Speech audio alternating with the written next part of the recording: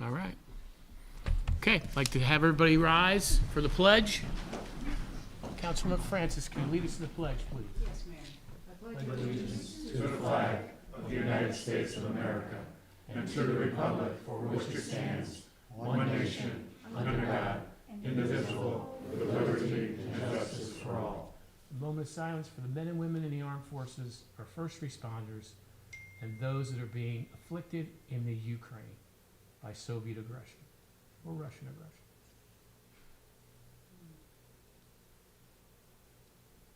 Thank you. Okay, I would like to reconvene the town council special meeting for this evening. Walter? Reconvene the Board of Finance special meeting for this evening. Thank you. And tonight we have presenting is Board of Education, Superintendent DeCorpo, Chairwoman Fallenbach, Vice Chair Helmus. Anthony, how are you?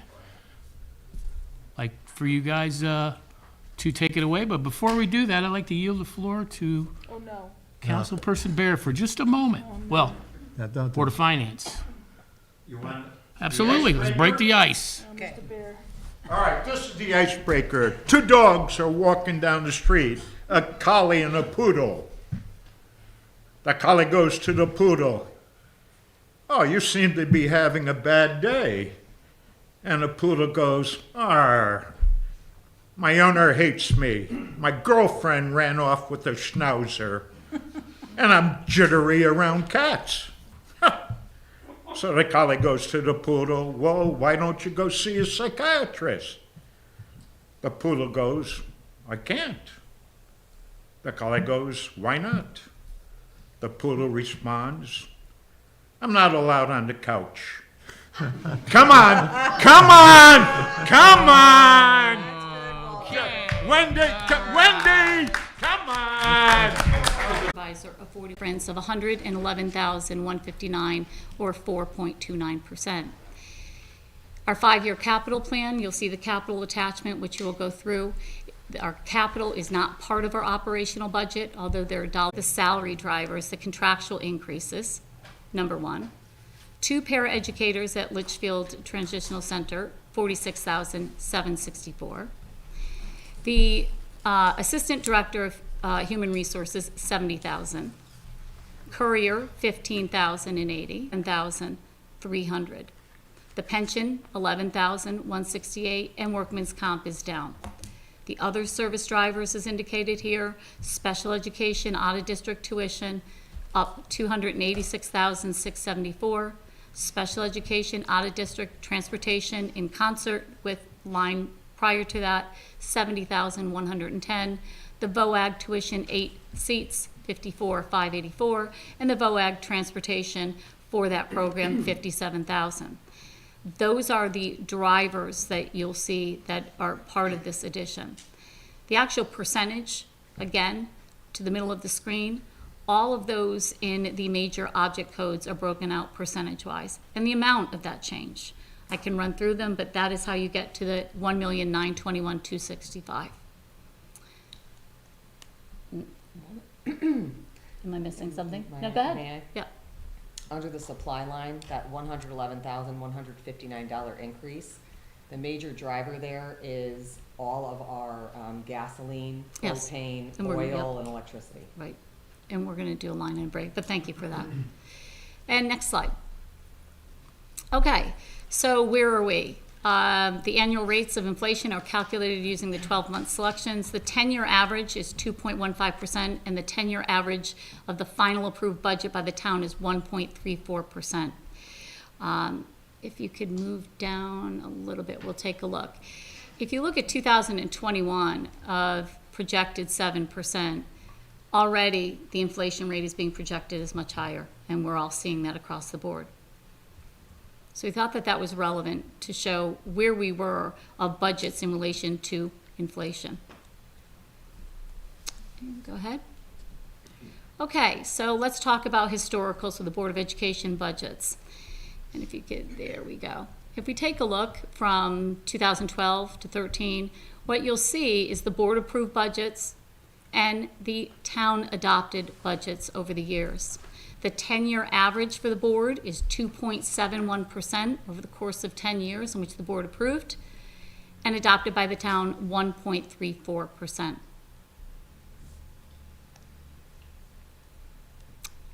And we've been inching up, if you look at the last couple of years, and holding on. So we're going to discuss some of those outcomes to that later on this evening. But this will give you the chart as to where we've been and what has been allocated. When you look at the inflation rate on that previous slide, that 2.15% 10-year average, and then we flip over to look at what the board has been afforded. Can you put that back to me? It's well under that inflation rate. And the reason why that's important to note is that when we showed you the pie chart, every year we've been paying for increases in the same areas because the majority of those increases are out of our control to an extent. Salaries, benefits, transportation costs, special education outplacement, those are increasing. And it hasn't really afforded us the opportunity, because we can't keep up with inflation, to afford additional programming opportunities for students. And we're frequently asked, why aren't you adding vocational programs? Why aren't Correct. you adding this or that?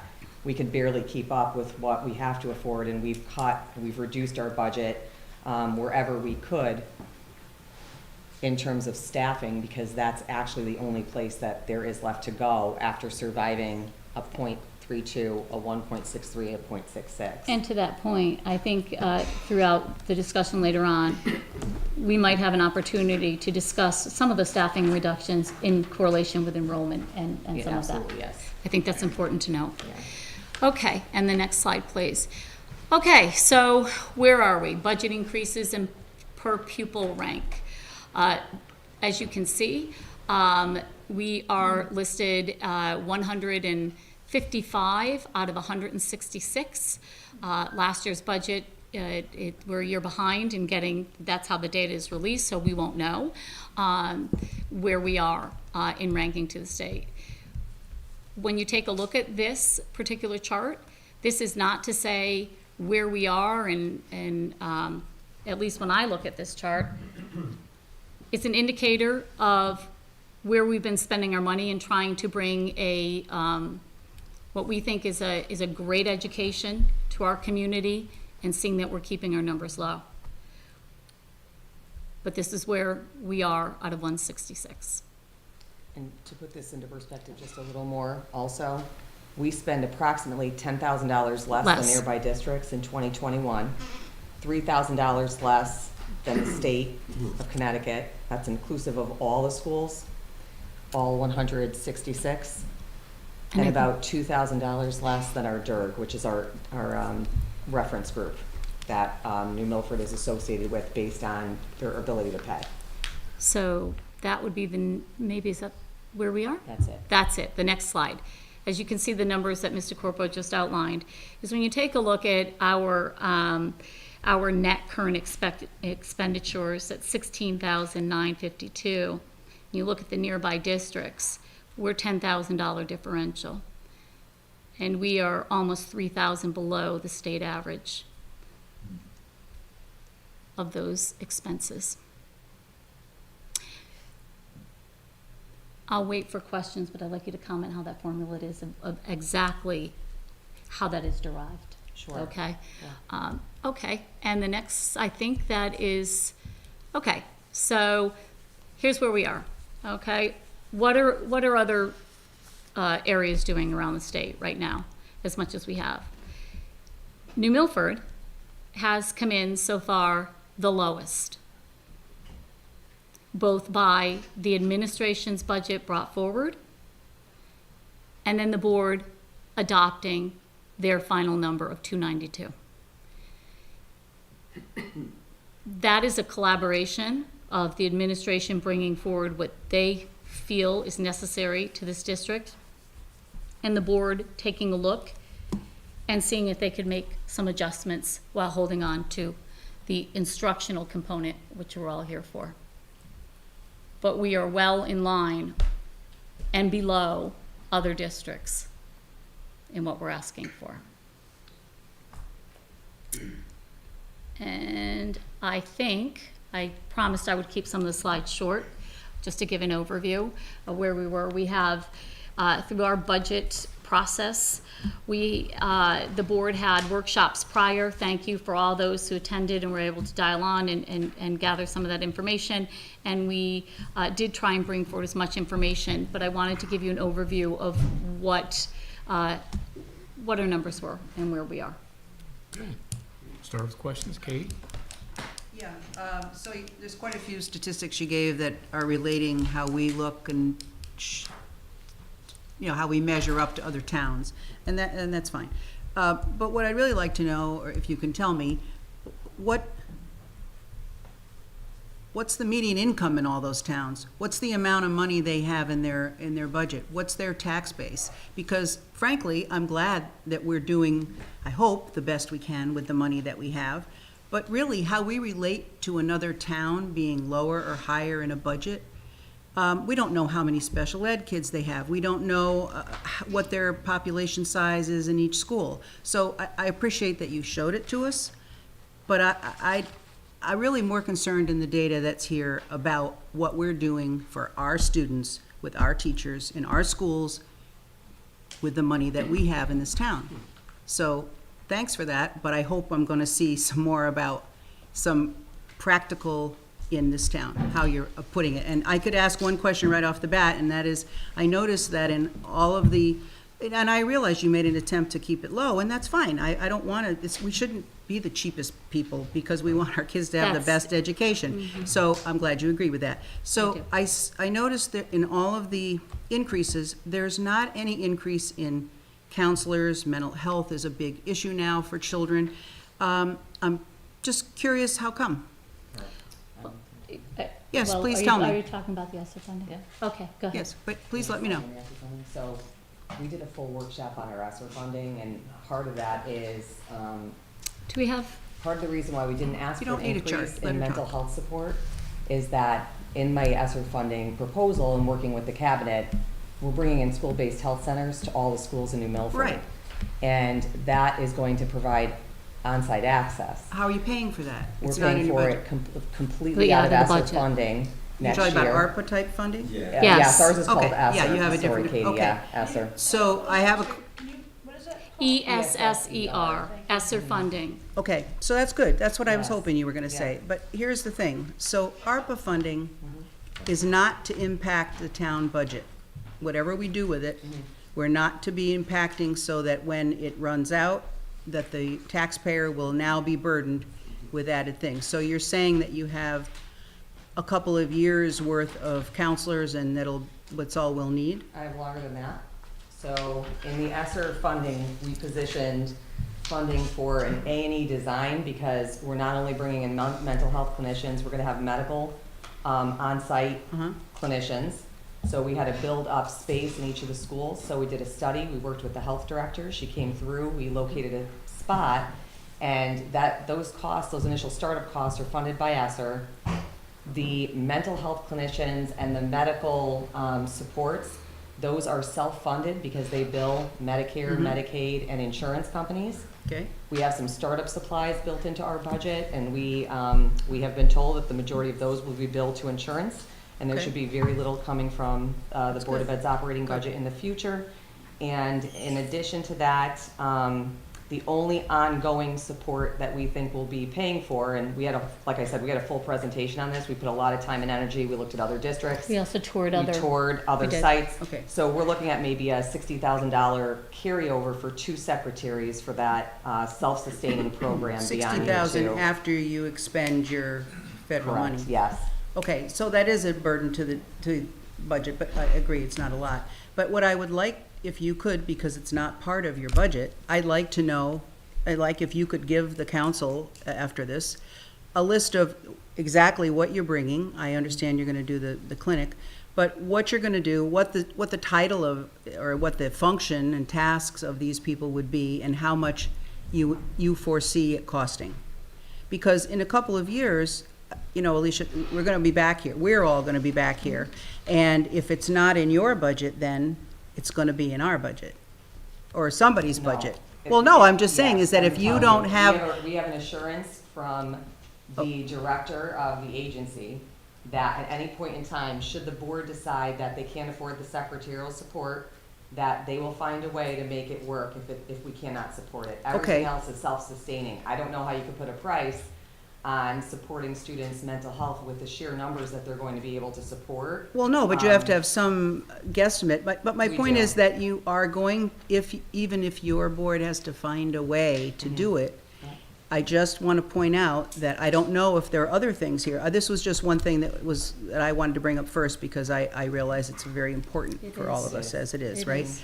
So, just to note that we really do have to live, as do you, like the town, by not burdening our budgets, because your budget may not be the same as ours, but it's still going to be paid for by the taxpayer.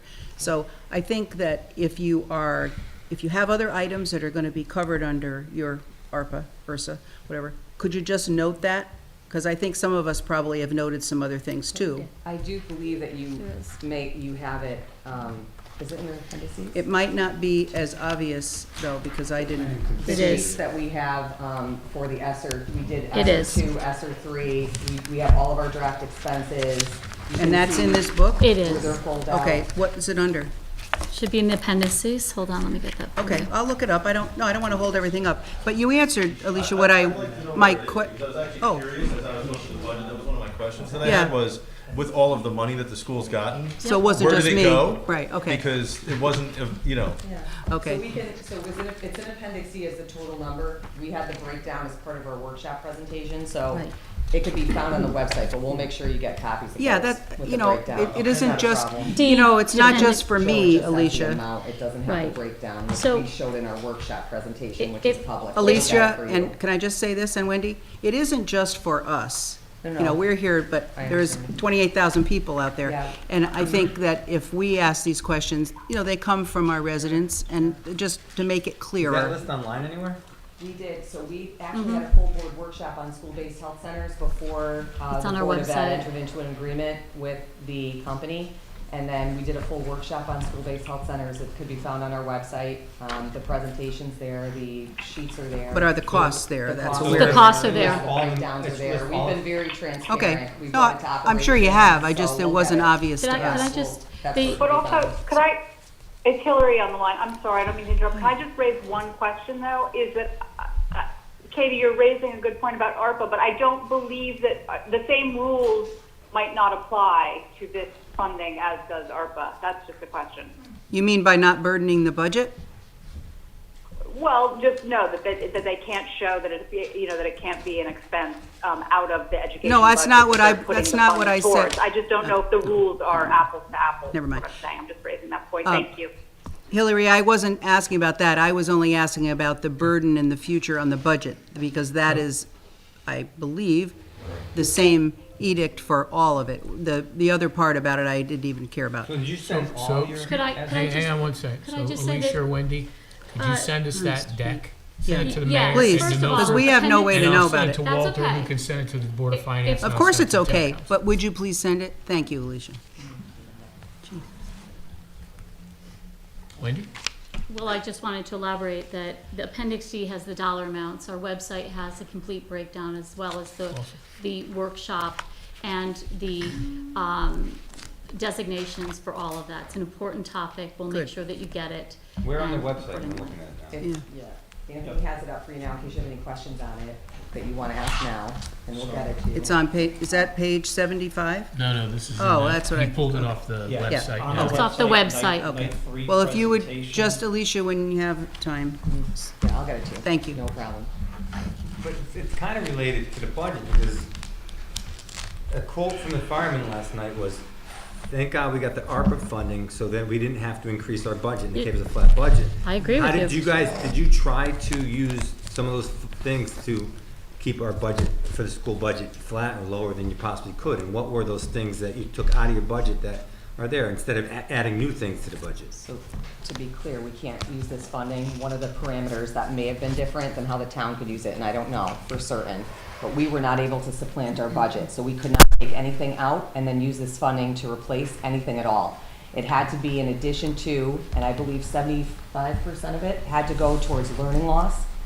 And so you can see, just, this is the ESSER 3, but We used it for intervention positions, teaching positions, some coordinator positions that were necessary to realign curriculum because kids were a few grade levels behind based on the data that we had. And those positions are all gonna go away in 2 years? They will. So what we did is we extended through ESSER 1, ESSER 2, and ESSER 3. So some of these positions, and when you get the deck, you'll be able to see, you'll be able to follow it.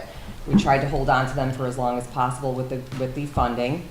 And if any proposal was to be made to take any of these positions, I promised the board that I would bring data and back up to support anything that we would like to keep in my superintendent's proposed in a few years. But right now, all eyes are on these positions and their work with the kids and tracking it to see what's successful. You can see that if we didn't have this money, we did put some more counselors in there. You can see there's 2 there to start, and that was actually to help support the efforts of those schools, which we knew would have wanted additional counselors pre-COVID. And so this provided us with the opportunity to do that because we hadn't had it in our budget previously. And then tech integration specialists and things like that. These are all things we didn't have. A coordinator for career readiness. And you don't feel that any of these things that you're adding in 2 years, that when people, parents, kids get used to having these services, it won't be a problem getting rid of them? I think an item like the nursing supervisor, that is definitely going to be a need. We can see that already. It's a continued support. And I've said for years that we need more support in the Office of Curriculum Instruction and Assessment. Right there you see that there's a few coordinator positions. I'm not saying that we're going to come back and request all of those positions, but maybe there's a way to fund a single position after these positions lay the groundwork for that. So I really did work with my team, and we were incredibly strategic with how we use these funds so as not to put a burden on the taxpayer moving forward without having, information to support that these positions are going to be worth keeping. Joe? Good, thanks. Good evening. I'll be nice. I promise. I sat there last year, didn't I? Yeah. And let me ask this question. I have a couple generalized, then I'll get to specifics. Total, ESSER 1, 2, and 3, how much money did you receive? And you can do generalized, I don't need specifics. That is on page 88? 88. See, they're specific. Appendix B. I think they're split out. They are. 3 separate amounts there. But overall, Is it the 5933, Anthony, that we're looking at total? 5933, right, Randy? 2.3. a little over 2 million? 2.3. What's she saying? For 22, 24, it's 5.9. 3.4? Well, that's their 22 to 24. So let me put it this way, don't go crazy, Anthony, it's a generalized question. The other option was to say no, not put in for the funding, and not have the availability of those millions of dollars. That's the other option. You either, 3 million? You either accept it and use it as the state indicated, Oh, yeah, or you just not use the money, not accept it, and that's 3 million less you'd have to do a few things. I think we understand that some of these things are only for a 2-year period, and then when it goes away, we'll have to make adjustments. But the other option was not to accept any money. Am I correct? That wasn't an option for us. You had to take it. We wanted to take it. We wanted No, to. it's- Yes, we what I'm wanted to. saying. I don't know of any district who turned the money away. Right, so the option is either accept it and use it in smart ways, as you did, or have none. Several $1 million. Okay. Now, another generalized question, and this is gonna hit you, but you guys know how unusual I can be sometimes. In anywhere in your policies, your procedures, your manuals, your textbooks, your handbooks, your budget, do you list every teacher's name and adjacent to their name, the salary that they make?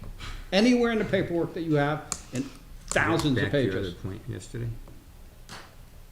No, it's not. Okay, very good, thank you. He's making a point from yesterday's It's, meeting. it, Has nothing to do with you It guys at has all. nothing to do with you guys. It has Okay, to tie because you over. lost me. Thank you, Mike. No problem. But Okay. I keep you on your toes, Mrs. Okay, Fallenbach. that's, across the board, when you look at the budget overall, I see that professional services in all the different areas is up. Can you explain to us in a generalized term, and I'm not looking for line item, I know. why that's so?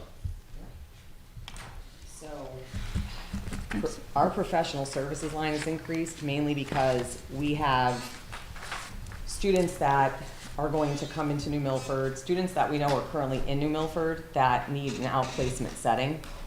That line indicates an increase of 8 positions for a total of 31 students for next year that we're predicting are going to be outplaced. Our number for outplacement is low. It's lower than what we're seeing around in surrounding districts. We've done a lot of work to look at how many students we have right now are enrolled, how many might be aging out. We looked at any new students who are, where we're currently working, the special education department is looking into what that next step might be for a student with the potential, so those are built in. We looked at the history of how many kids have moved into New Milford, because once a student is receiving outplacement services in another district or is placed by DCF into New Milford, we have no way of actually knowing how many kids may come in, but we've looked at the history to help us predict as an indicator. So we take this very seriously, but we recognize that currently out-of-district placements have increased significantly, 3 to 5% overall. And the average cost of outplacing a student that you can't keep in district is $80,000. And the corresponding transportation is just as much. And transportation has gone up significantly because special education transport is a specialized area. Many districts are having difficulty finding drivers, and so finding a driver and doing the route actually comes at a premium price. They're paying increased costs in insurance, gas, and they're passing that on to the consumer, which is us. And so we have done our best to capture what we know and what we're projecting with a lot of analysis.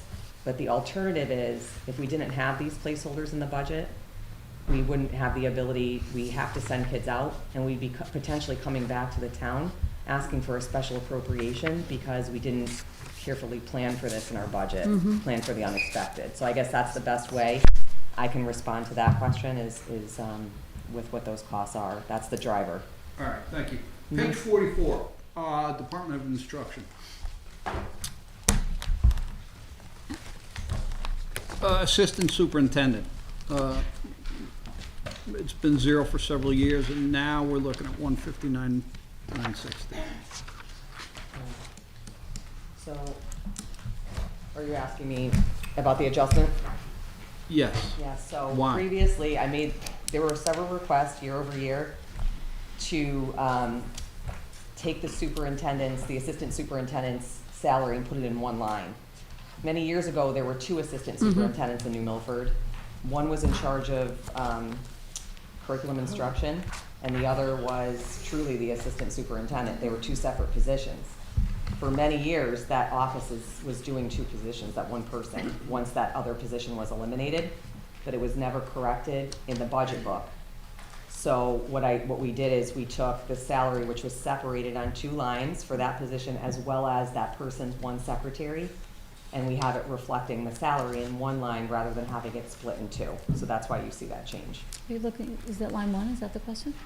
It is. Yes. Okay, I It's just want to the make line- sure it's which line line you're 1. looking at. I knew it was I would have to 1.4. look at the. Okay, You're sorry. right, You're right.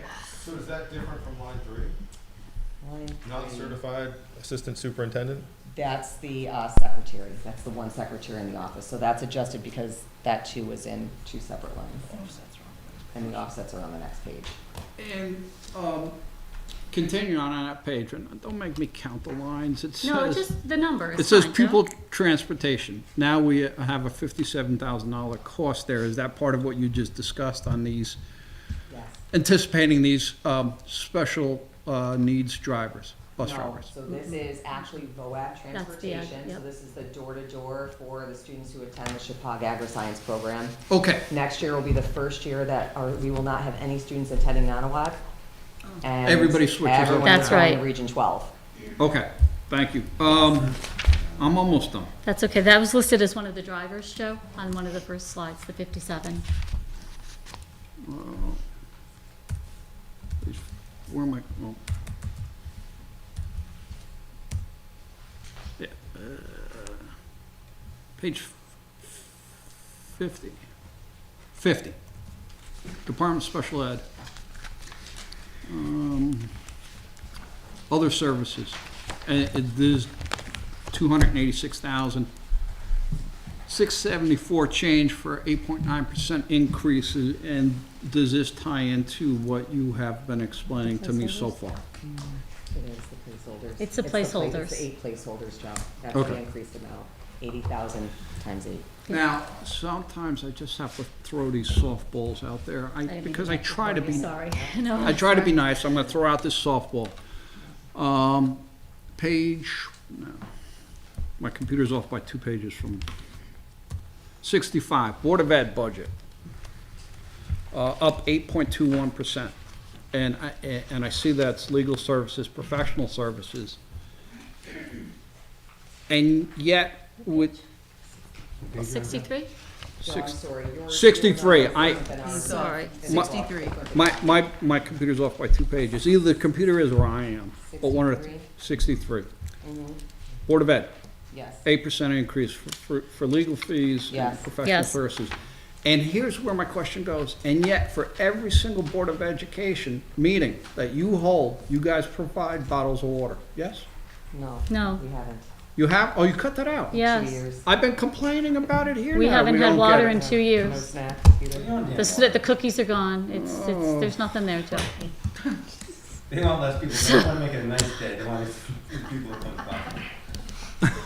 All right, see, now, well, now let me get to one of my favorites. We did just say. Actually, not, I'm gonna do that. Page, should be page 74. 74. We're going to revenue, we're going up, we're going capital. Hold on. It's okay. 5-year Yeah. capital at the bottom, You athletic. got it. 5-year capital. Yep. Yes. Okay. Athletics. It, Give us a second. Our pages are a little bit We're- different we're- because Oh, we have input some of our numbers, so just give us a moment. Is it page it's page 72 of the book Thank that you. I have. Okay. Go ahead. 5-year plan athletic. Sure. Safety net JV softball. Is that, and it's not to be determined, is that the safety net that had come up a year or two ago because our softball players are so good, they're knocking those balls into the north field That's correct. and might be taking out some of those, Yeah, so, Folks. yeah, so, and we still haven't done that. no, but we want to. And so what we didn't have in the previous 5-year capital plan, and I want to thank the team because the facilities director came on board and did a thorough analysis of all of our buildings as a start. And so you can see like the real needs, the start of the true needs for next year. 5-year tech, the new tech director did the same with the interim tech director to do that. We have a band 5-year capital plan. The town was really helpful in giving us funding for uniforms, but it's not sustainable to have to come up with a large amount of money for band uniforms or even for athletic uniforms. So we did our due diligence and we built it into a capital plan to request of the board to provide these to our kids in small amounts. But yes, that safety net for JV softball will allow Mr. Lipinski to actually schedule out both fields without having to rearrange practices and spend a lot of additional time trying to figure out how to make things work, And- because that doesn't exist. This came up while I was still on a Board of Ed. Yes. Which is interesting. We're not gonna ask our softball hitters to slow down. No. And it is, it was expensive. It was more than you would anticipate to put those because they have to be so high. Yes. I think Mr. Lipinski's quote is between $10,000 and $12,000. And more power We to didn't our have it at the softball time. hitters. Yeah. But we understand, we're running into schedule problems between softball and using the north field Absolutely. because of this issue. Yes. But All can right. I just piggyback quickly on something that you pointed out on the 5-year capital plan on the same page? Because the town had graciously come through and with the those uniforms and things of that nature, we made a commitment at that time that we would recognize of putting in increments to make sure that we're going to fund that rather than holding off on it. So I think it's important to note that we have recognized that. And, thank you, and there's only one way I could possibly end my questioning. That would be on page I know where you're going. Revenue, parking fees, where are you going? 75, revenue. Okay. Sorry, Joe. And I am led to believe that the Board of Ed has decided to reduce the taxes on our student. These are not fees, they are taxes, and that's what I've said for 5 years. Because well, I was there, and I doubt I voted for this. We were at $215 per permit tax on these students. And all these students are, almost all juniors or seniors, who are seeing well, now they're all back in, incredible costs associated with being in those years, the proms and everything that goes along with it, and trips and so on. You've got it to 150. I'd be happy to see that at 0, just like pay to play. And I'll leave it at that. It's more of a comment than a question. I was just You're headed in the right direction. I was just saying, if you're adding to our budget, but yes, it was a 7506 addition to our budget. Why would we want to subsidize for the kids that don't drive a car? I don't understand it. I mean, so So what we're gonna do is, all No, it is just keep it's taxing another them user and fee. charging them. it's they get a benefit. you do- They're not paying for nothing. You do a lottery. You got 150 spaces, lottery, first 150 get them in, go about your way. We're a public school. We're raising taxes on the back of children. That's it. Thank you. I disagree with him, in case you guys are wondering. You guys have him back, by the way. There's been much conversation over the years I can see of the that. balance between transportation and also the burden to our taxpayers and our students, as well as the fact that transportation by law must be required, and that we have to have a bus seat Yeah. for every child. So it's a balance. It's been a robust conversation throughout the board for many, many years. And when you make an adjustment like this, parents did come out, we heard them, we made an adjustment. It does increase our budget. It was not eliminated completely, because then you're adding more to the budget, and it's a huge swoop to do it once. Which means the taxpayers are paying for certain kids that have the privilege to drive to school. So, No, the spaces have always been there. Since you're starting in, $69 million, $67 million, and we have to try and raise 40 grand off the backs of kids. 69, come on. Will we plow and maintain the parking lot anyway? Yes, Then we shouldn't charge them a cent. Because it's gonna happen whether they pay for it or not. That expense is already built into the budget somewhere. There's a lot of expenses that are built into budgets, but there's usual fees for a lot of things. We go through the same thing with the fees for using the town park and other stuff. Yeah. We have the town park anyway, why don't we make it open for everyone? taxing the seniors more than we should. I understand. Not We went seniors, down that everybody. road. Yeah, we're getting off base, but. Diane? Thank you. Most of my questions have been answered, and thank you for putting the breakdown for other services drivers, because I wondered why, with your pie chart, that's the third largest slice of the pie. So thank you for that. I had it marked individually in We here. tried to go through some of the overall items and some of the numbers, but of course, much of the real conversation is just what we're doing right now. It's the Yeah. book and the conversation. Very helpful. Thank So you. I still have a question on page 63. Sure. Board of Education, there's a note at the bottom of your chart. Legal services line is expected to stabilize in 22-23, but you'll still need a $35,000 increase over the current year budget to match anticipated engagement for next year. What Yes. does that refer to? Well, we'll talk about legal in general, and then we can go into the individual. We have, our legal line, quite frankly, has been expended in full for the last few years for a variety of reasons. It can depend on the bargaining units that you have that year. If this past year we had 4 bargaining units in which that is, it can be extremely costly. For negotiations. For negotiations with our labor attorneys. We've also, during COVID, there's been a tremendous amount of policy check and mandate check. So our legal line is something that we watch from year to year, just as well as any other lines. And some of it has to do with where we are with our negotiation team as well, if that helps. But yes, we know we've struggled in that line because sometimes it can be hard to predict. If you have disciplinary issues that come up and you have legal, Absolutely. nobody knows where that's coming from. If you have mandates that come in that are a surprise, suddenly your policies, rather than going through 2 revisions, come through an immediate hit at the board because they have to fit with the legislative law that has come through, and we need to work that through policy and make sure we're in compliance. So those type of surprises, we work off of a retainer with our law firm. We've had the same firm for, I believe, almost 28 years, and we work well with them.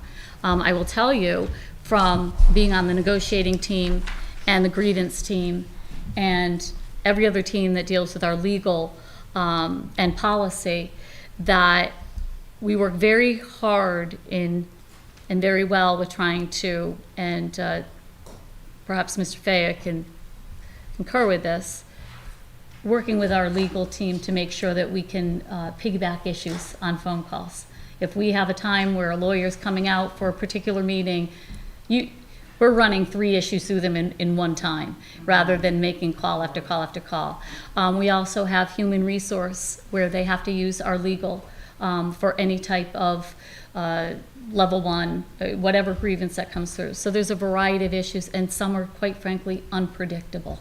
Sure, I mean, I'm familiar with many issues, including, I know back in New Jersey, there was a huge outcry about legal fees and charges for parents who were unhappy with the way that their children had been classified and taking the district to court for it. So it's smart to have that. So you mentioned negotiations or agreements. I noticed that your transportation agreement or contract is up for negotiation this year? 2023. 2023. It's year 5, would be on the 5-year agreements, 2023. Okay. Is when our contract will be up. I believe the contractual impact in this budget, correct me if I'm wrong, is it 3%, Anthony? Yes. Okay, it's 3%. Who sits on that negotiation board? I am the chairman of the negotiation board. We have 7 bargaining units. We also do the transportation contract, the Sherman contract, those type of negotiations. Anyone from the town, We- aside from Board of Ed? Actually, we have we are fortunate enough to have, as per state statute, for the teachers' contract, we have an observer from the Board of Finance, in which we had our Board of Finance chair sit in with us. And I did not know that, Walter. And be part of the process. Great. So every step along the way, every phone call was right there to observe and be part of that process. That's good to know. Thank you. And that is driven by law. Okay, that's great. Thank you. I'm done. All right. Actually, I'm glad Councilman Fiala went before me because he asked all the questions that I was going to ask, or at least most of them, and way more politely than I probably would have asked them. But if you could go to the slide that you had with the increases, it was like a bar graph where it was 0.6 and all that sort of stuff. By the pie chart? No, keep going up, keep going up. Is it up? Maybe it was down? No, it's farther. No, Right not there? down. You had going. one that was a graph of the. You had said that. Right there. About inflation. That one. Yeah. There you go. There were a couple of things that I found that was interesting. It was you had put up that there was a budget increase by rank in the state, right? Yes. What does that have to do with educational outcomes? Like ranking an increase year over year. Like how does that relate? That right? You had rankings. How does that relate to educational outcomes? So this is this rank is determined by the money that we appropriate directly to kids. So this is the anything like curriculum, instruction, supports. So what are we rating academically? If we're 155 out of 166, where are we academically out of 166? Because if we're better than 155, then we're doing good with the money we have. So that, I mean, we have that. Well, I can tell you that it goes back to what I said earlier. It goes back to what kind of opportunity you can afford to students, what kind of programs that you have. If you look at other schools in our DIRG, I'll take Bethel, for example.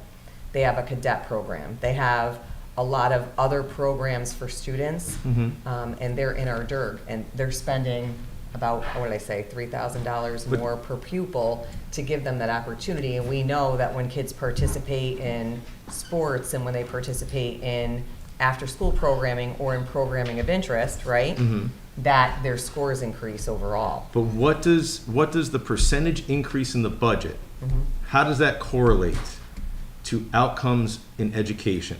Because that's your main role, right? Is to teach the students, and after a certain number of years, they have a certain proficiency in certain things, right? Right. Is there a direct correlation between a percentage year-over-year increase in budget and students performing better after their 12 years in school? Or 13 years or 14 years? I don't know if that could, directly be proven in the way that you're asking it. Okay, now let's go back up to the slide one more time. Can I finish?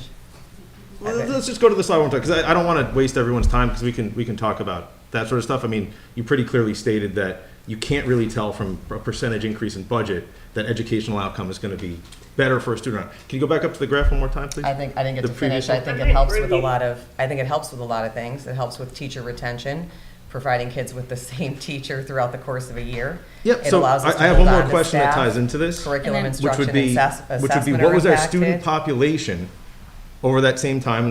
Can you please go up to the graph, the bar chart? What was our student population change from 2012 to 2020? I think that's an unfair statement because that's a lot of data. I have the graph from 2010 to 2021, but I can tell you that from 2019 to 2021, there was a reduction of 237 kids across the district.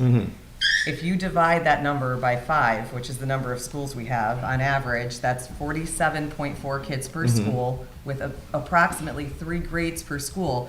You're only looking at a change of 15.8 kids. So if we're talking about if you're going towards the reduction in staff, we have done a very thorough analysis and we've been able to reduce staff where we can based on those individualized numbers.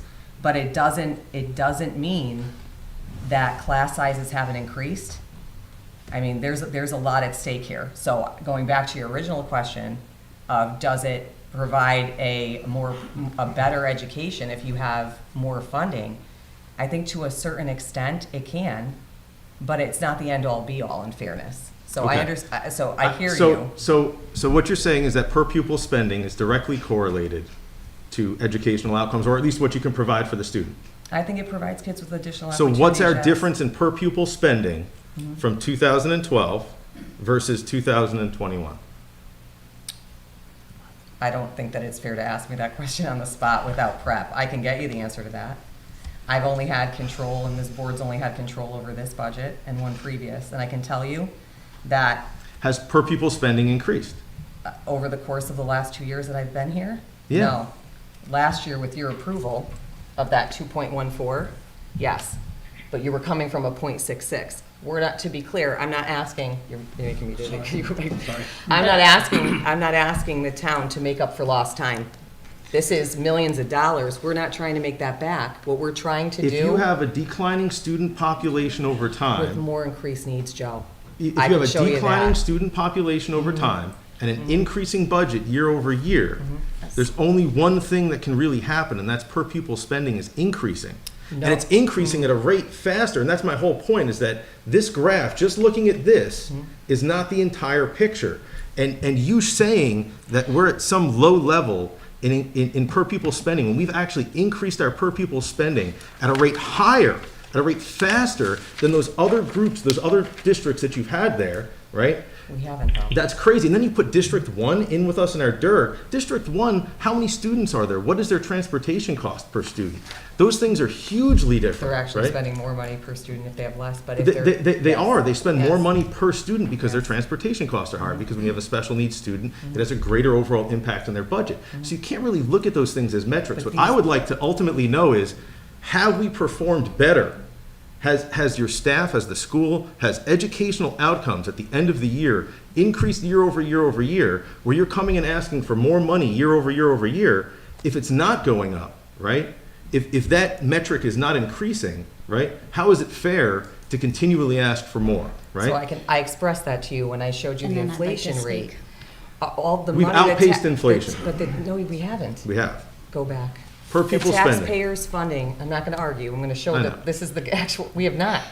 There's the 10-year average, Joe, so what we've been paying for is the increase in salaries, benefits, outplacement, and transportation, Joe. That's where Right. the money's gone, and that does impact the per pupil, and it's adjusted when we lose kids. So Okay. I know it's difficult to understand and wrap your head around, but we're using the same metrics that the entire state is using. I know. The DIRG is the comparison. I'm not I've- here to say we're doing I've so done- badly. I've looked at the state data. I just think it's important for you to understand that what we're asking for, we're using and where it's going. Okay. But it's not going to new programs. To that point, you said the supplies line item increase is mostly fuel and oil It is. or whatever, right? Yeah, propane, And is that gas. also reflected in the supplies line items for the individual schools' budgets?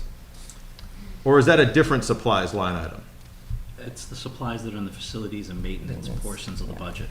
So it's not the supplies that are listed In each individual in school? each individual school? Because in most of the schools, the supplies line item actually decreased by like 5 or 6%. Because we went and looked at all of the materials that we already had, took counts, because we're using what we That's have correct. first. That's great.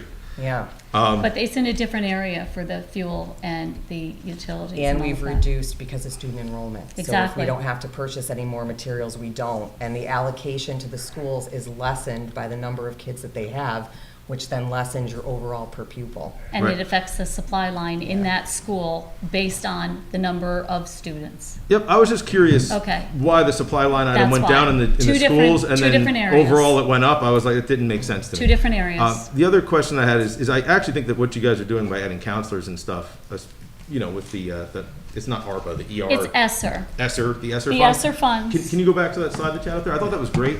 I am a little bit concerned that it's gonna drag over into other budgets, but, I mean, you know, the need is now, so if you have the money for the need, I think it's The great that you need get to is use it. now, the need is real, and I think, if I may, districts, whether it's municipal, whether it's boards of educations, with this funding available, I'm sure there's been conversations on the town side, what to do with monies and what's going to happen when they're no longer there. So either you use them and you bring back concrete data with what you did with that use of it, if you do need to add to a budget in the future, rather than just adding into a budget and piloting it off the back of the taxpayer. I do have a question though. Why coordinators? It's a good question. When I ask teachers what they need, right, they always need paras, they always need additional Yep. staff in the Support, yeah. rooms, right? Yeah, I mean, it's nice to have some sort of middle management to coordinate a department, but doesn't it make more sense to, you know, actually apply this money to, you know, where you could actually directly affect? I appreciate that Classrooms? question, because I think a lot of people don't understand what these roles are. And they didn't understand coaching, and we spent years explaining what those roles were. So a coordinator is not a manager. There's someone who looks at curriculum from kindergarten through grade 12, and looks at the alignment of the standards and works on progressions, which is how the standard grows from grade to grade. Then they work with the coaches to help the coaches understand that, and then to coach into classrooms to help teachers, which hopefully minimizes their time spent in professional learning, because it's on-site in real time. And they're showing, it's kind of like once you get to the coaching level, it's watch me as a model with being applied. So it directly impacts kids, because that coach is coaching with the teacher, can work with small groups, can model what small group instruction looks like. The coordinators are also, outside of looking at vertical alignment, they're helping the teachers on level have a better understanding of what is on target for each grade level. So as a teacher, right, I'm guilty of this, I had very high expectations. So I thought my kindergartners, for example, should be able to write a full page. And if we're saying to parents, that's the standard, but that's not really the end of grade level standard, then we might have parents thinking and teachers thinking that kids aren't making the grade to be able to go to the next And you grade don't level. currently when in have fact they people in are. those roles? We do. We have, it's been difficult across the state anyway to try to fill some of the positions. We've had a lot of interest internally, and so there's been some movement. But we do have, But like before these positions? we didn't have these positions at all, and they were But necessary. you didn't and I- have someone that was doing that role No, in the it was, district? well, it was me, when I was the assistant was- superintendent. And this is why I kept coming to the board saying, and they're aware, we really need a director. There used to be 2 assistant superintendents.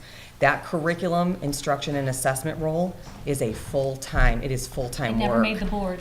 And that's what, it didn't, no, because it's always, It did it's not. always been on the cutting room floor, right? It's We been just cut talked before, about it's it. been come before the board. But what that does though is it gets every teacher on the same page with the expectations. It directly impacts children, and it allows us to have assessment measures. I'm very passionate about this, where we're all measuring the same thing and we can measure growth or intervene in real time. Yeah, These roles are critical, and if they could set the stage for going from multiple positions to 1 in the future, I think that would be such a tremendous help, and it would free up the assistant superintendent to truly be the assistant superintendent, which is in support of all of the work that is outside of curriculum instruction and assessment in that office by overseeing that one position. So aren't you adding an assistant superintendent in addition to that? I'm not, no, there's no request for that. We have 1 assistant superintendent. Okay. I'll have to look at that line item again. Yeah, Yeah. my last question, I'm sorry. Last question is, what are the health centers going to do? Is that a mental health center that's going to be in Yes. Northville Elementary School and Schaghticoke Middle School? It's gonna be, so to start, that's the first year, you can see, that's right, Schaghticoke and Northville was where the build is gonna be, but those are for the medical clinics. So we're gonna have mental health clinics and we're gonna have medical clinics, that's all built into this. So there's gonna be a When you say space- medical clinics, you mean like a physician Yes. Yes. in the Yes. school? Yes. Who's gonna be able to do all the sports physicals, Physicals, on give site, so the child doesn't need to immunizations. leave and go to the doctor We're and gonna miss have- classes. We're gonna have a and- community-based team, which will have Dr. Hack on it. It'll have mental health clinicians from the town, from youth agency, from the school district, who come together to talk about what things they could do to better enhance their practice. But this is it's an outside provider inside the walls of the school. We went out and looked at this in Danbury, and it's pretty amazing. It opens up direct access to kids whose families can't leave work and get them to be seen when they're sick. And it's an opt-in, so you have to opt in. Your child can't just go there. They go to the nurse as a first stop, and it's important for me to note, this is not to replace our current staffing. So it's not meant to replace our school psychologists, because they all play an important role, guidance. This is in lieu of an outside intervention. And I did a lot of research on the area and what's available for mental health for young kids, and there's not a lot. There's not a lot. That's why you're hearing from youth agency, we need more social workers, we want to be involved more. And this was our response, the board's response. This was an and- opportunity to do it without direct impact to the taxpayer. Also by building a program in which is billable back. So it is almost self-funding, if you will, and bringing it into the schools. We did go and tour other facilities, sat down with the staff, reviewed roles and responsibilities of how it's not replacing one position over another, but working in tandem to make sure that the mental health and the physical health of our students were put in the forefront with these dollars. And they're licensed, so they have to be licensed by the state. I'm not concerned about license. license. I know, but. My only throwing that out concern there. is one that, has nothing to do with the budget. It's just the appropriateness of, having outside care in the walls of the school. And if there's liability issues there or other concerns that parents might have with having a healthcare provider that's inside the walls of the school, especially in a state where you don't necessarily have to have parental consent. No, we do. We They do. do too. But yeah, there's some gray area. No, in there right? won't be Isn't any there gray area. 16? You can guarantee that if the grade line gets crossed, then we're gonna get rid of the program? Because that's my concern. Yeah. What's your question, Mike? You said there's no gray area. Parents will know exactly what's happening with their kids. Kids will not get any treatment out the parents. I mean, Right. There's nothing that can, if that line gets crossed, because we went through a whole pandemic where parents were at home looking over the kids' shoulders at what's going on in the schools and finding out a lot of things happen that they weren't happy about. And how do you know that a doctor isn't going to cross that line? How do you know, there are things that can happen in the schools without the parents there, and it seems like we are opening ourselves up. They actually have to sign a consent form, and we're But holding. they can sign a consent form, but the Yeah. doctor still can do something that the parent might not agree with. Well, the doctor has a liability Right, as well. right, right, I right, have to right. say, Joe, that Right. as far as how parents feel about this, I deal with a lot of parents who cannot leave their job if their child needs something, taking them for a physical or whatever.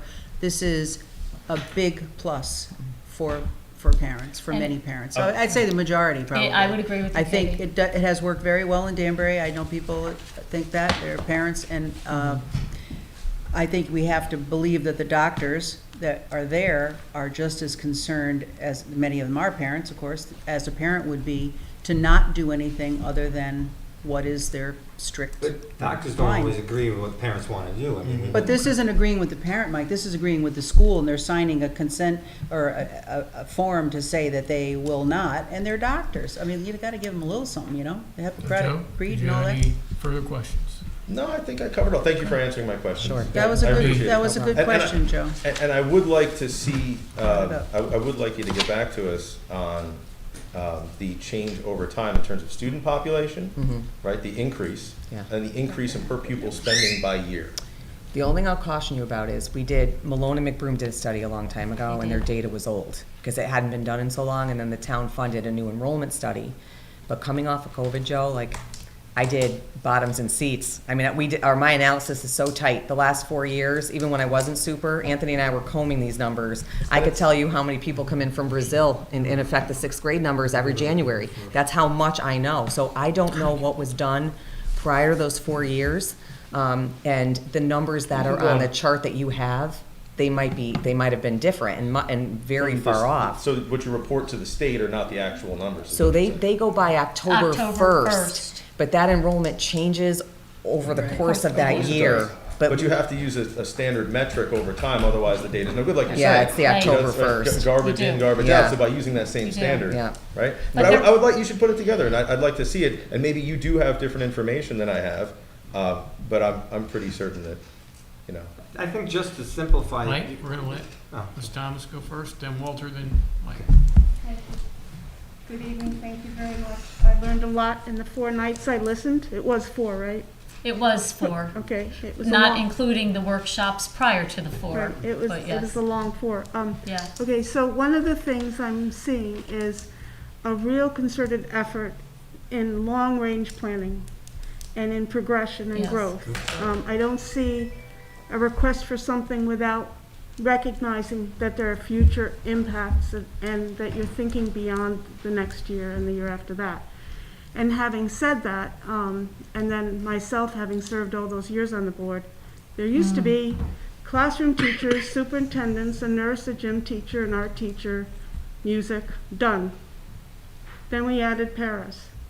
And I asked during your deliberations about the percentage of classroom teachers versus the percentage of other supports people in the schools, and was stunned to find that there are a whole lot more people needed to support our children now than classroom teachers.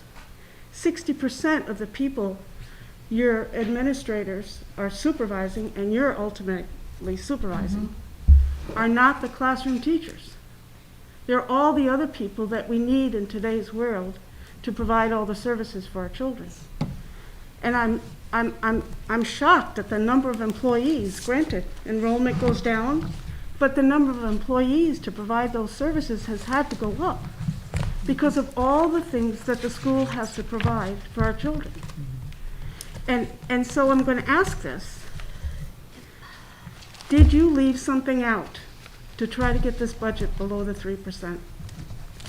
Did you leave something on the floor that you really feel we need? I crafted a list for the board, and I'll say here what I said to the board at the time that I presented the list. Yes, there were 5 or 6 items that I left on the cutting room floor, as we call it, that departments had brought to me and said, this would really be helpful. But I'm working on establishing, as you know, I'm new to the role. I've officially been in it a year, February 10th. And in the year that I've been in the role, we've started looking at our internal systems and looking at how we could use what we have to the best of our ability before we come to the board and ask for anything. And I've given the board my assurance that we're going to try to streamline and look internally and see, can we cross-train? What are the types of things that we need to do to keep our school district functioning? You know, we're in situations, I've walked into a situation where, you know, we have departments with one secretary and there's no one to cross-train. So if they leave, or if that one person who runs that entire department, you know, ultimately I've lost an HR director twice, in charge of 635 employees, you know, but with no backup. I look at the town side and I look at how effectively they function because they're so specialized and there's layers. We don't have that here. Definitely not at central office. And so before I make a move to say, yes, we need XYZ, we're gonna make sure that we have everybody cross-trained that we can possibly cross-train, that we're gonna look at what kinds of systems of supports that we need to bring in to enhance our systems. I mean, we're looking at how our HR systems can speak to our fiscal services systems. They don't speak to each other. The amount of work that goes into producing documents for negotiations is tenfold more than what it has to be because there's no system that crosses. I mean, we have taken there's been a lot of sacrifice, I think, from the different levels of the organization to make sure that the money has gotten down to the schools as much as possible. And I want to keep the money there, but I also am a realist and recognize that until we figure out our cross-training and identify our needs and have a plan to implement, and we could actually implement it with fidelity, I'm not going to ask for it. And on top of that, we're now establishing systems where we can have a strategic plan. Thanks to this, you can't see it, but in ESSER 1, the board's been trying to get a strategic plan for years. And coming in as a superintendent and not having drivers or, you know, focuses is really hard, because then everything's a focus. And we hope to come to you next year with that plan and say, here's how our budget aligns with what we're asking for. These are the new programs that we're asking for, and here's why. Here are the pathways for kids that we're developing in conjunction with the state. Here's the cost associated with that. This is why it's important. Here's the survey data to support that kids want this, and there's an interest. We can't do any of that right now because we're still in the planning phase of a lot of these things. And that requires some of what we already have to work with, and it'll buy us time to fine tune. So there's a lot happening, much more than I could take time to explain here, but know that there are things that we would all appreciate having, because I think it would make things better, but until we have a plan, I won't ask for those things. That's on the superintendent's level. On the board level, I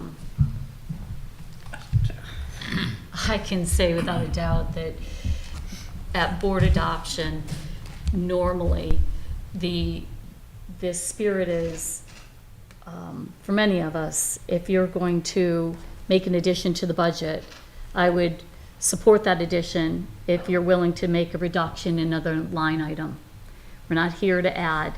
We're trying to be cognizant of the number because it goes directly to the taxpayer. And over the years, there's been many things that I think the board would have liked to have added. It's just not possible. Same with the town. There's only so much to go around. And when you have 7 bargaining units that you're required by law in a binding arbitration state to negotiate with, that is 66% of your budget. Right out of the gate, without any other expense, without legal, without utilities. And I'd also, I think that we've done a really good job in our insurance program. We're looking at a 6% trend. 4 years ago, we were looking at 13%. We'll save millions by the time we're out of this.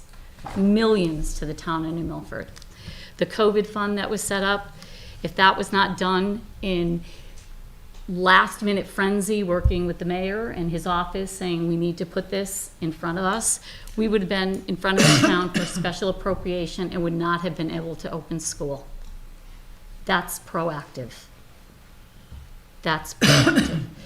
All of the expenditures that you see here, even the ones that are not in our budget, meaning the COVID fund, the ESSER funding, have come before the board not once, but twice. The board sees them in operations, they see them at the board, they see them in draft form, they're put out, they're sent out to the public the same day we get them, the public gets them.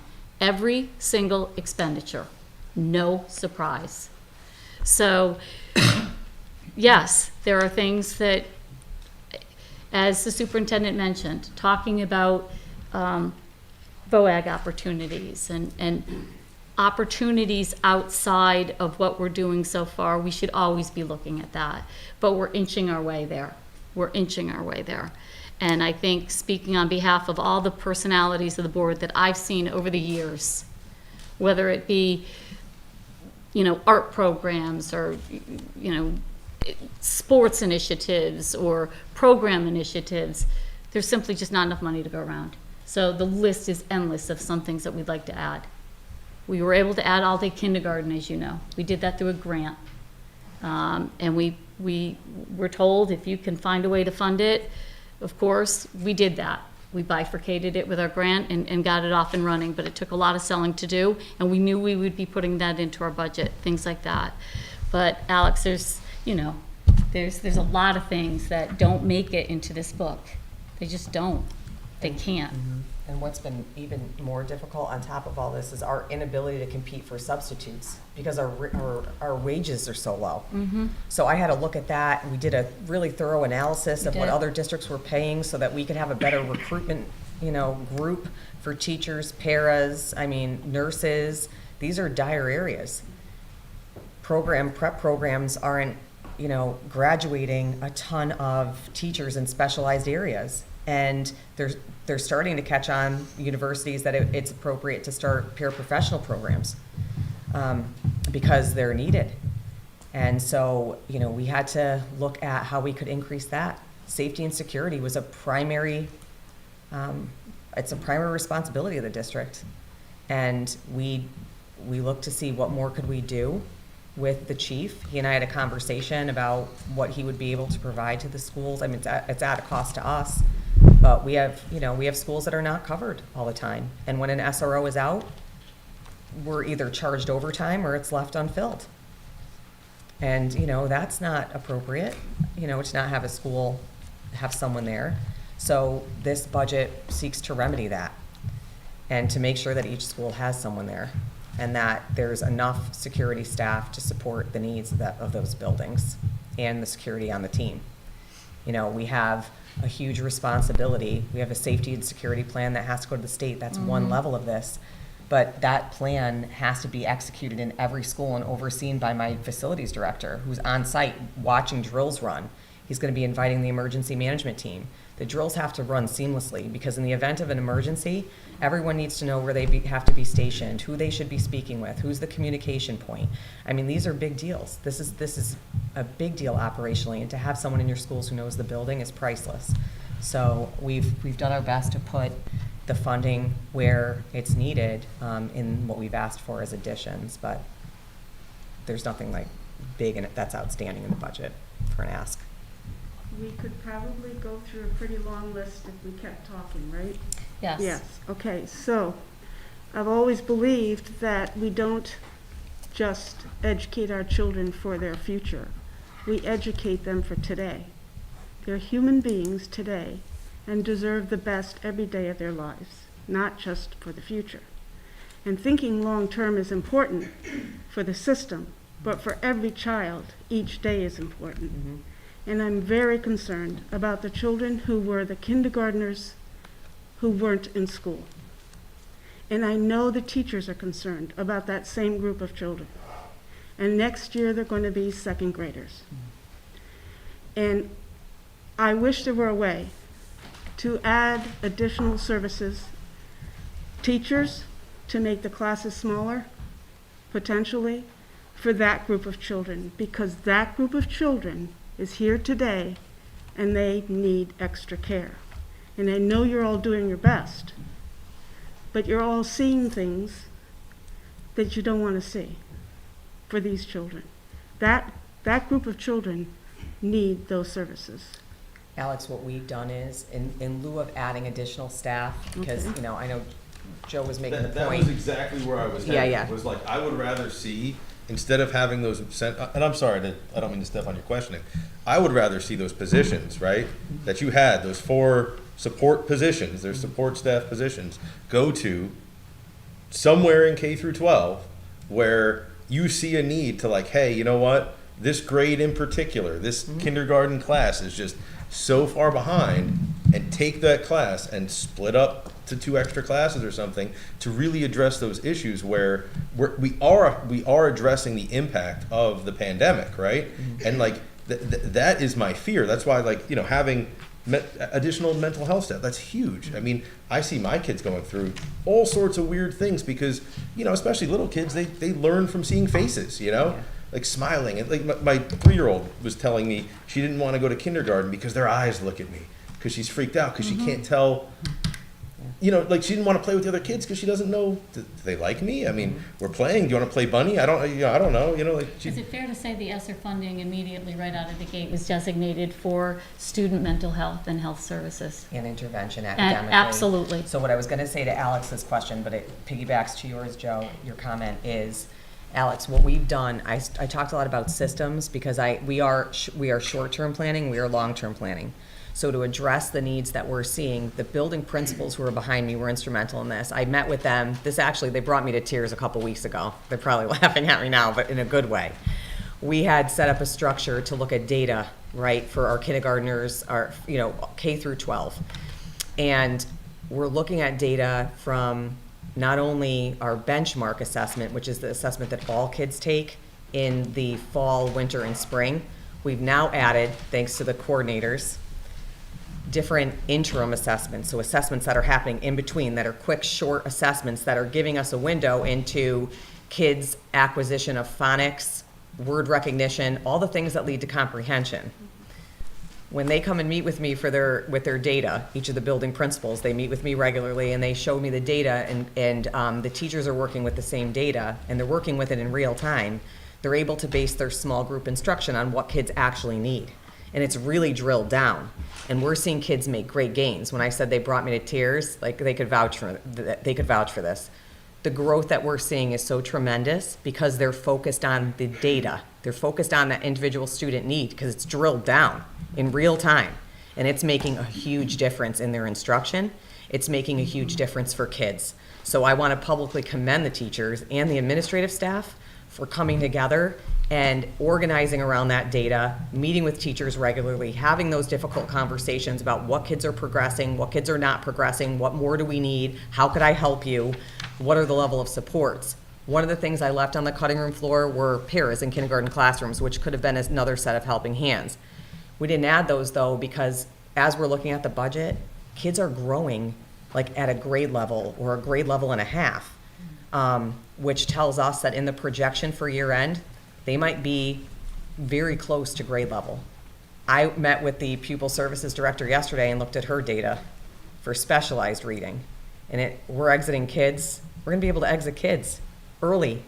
And we're trying to make our target before 3rd grade because we know if kids can read by 3rd grade, it's gonna impact our graduation rate positively, right?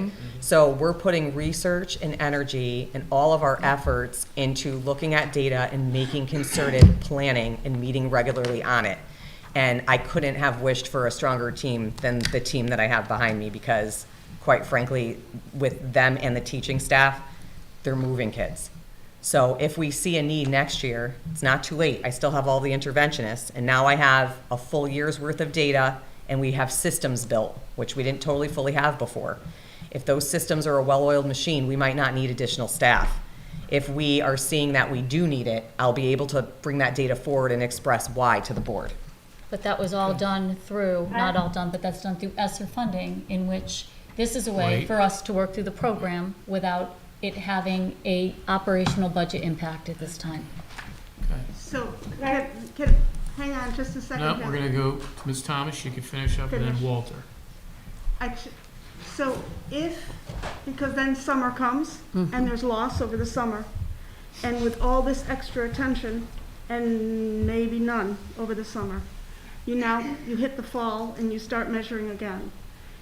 And what I'd like to suggest is that I would like you to even come back to us if they need help, and that you don't have it to do, because I'm so concerned about that particular group. I mean, I'm concerned about them all, and, everyone's gonna need something, but in particular, that group who will then go into larger classes than they came out of, they're going to have to make adjustments, and I think it's commendable, and I hear you. I think that must have been quite moving, and I'm grateful that they're getting that right now, and that it's happening right now for them.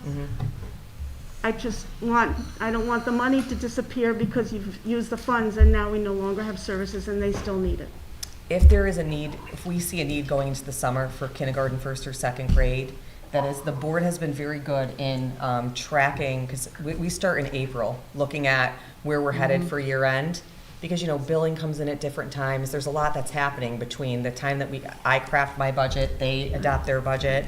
So if I think that there's a need for kids in K1 and 2, I can go back to the board and say, here's the projected cost for a summer make a June program. adjustment. Can we use some end-of-year funding to do that and then put it together? But we offer extended year services for students with IEPs because we have to by state law, based on criteria, of course.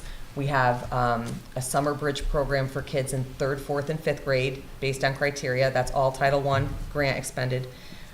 We were fortunate for the board to add an algebra readiness class for the middle school, and also a high school credit recovery, which I asked for last year when I found out that our kids were going to Brookfield and having to pay for courses and that they weren't always offered what a student might need.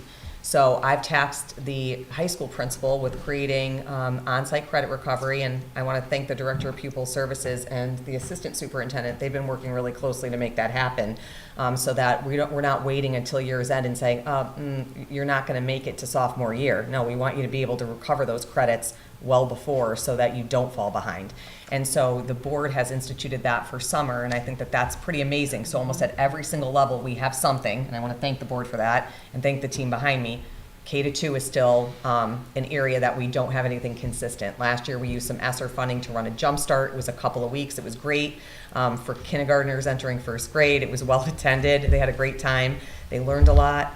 But if we see that there is a need, we'll make it very targeted around the standards that we're seeing are necessary, and I'll definitely come back to the board, because I know that they've been very supportive of hearing and evaluating the needs.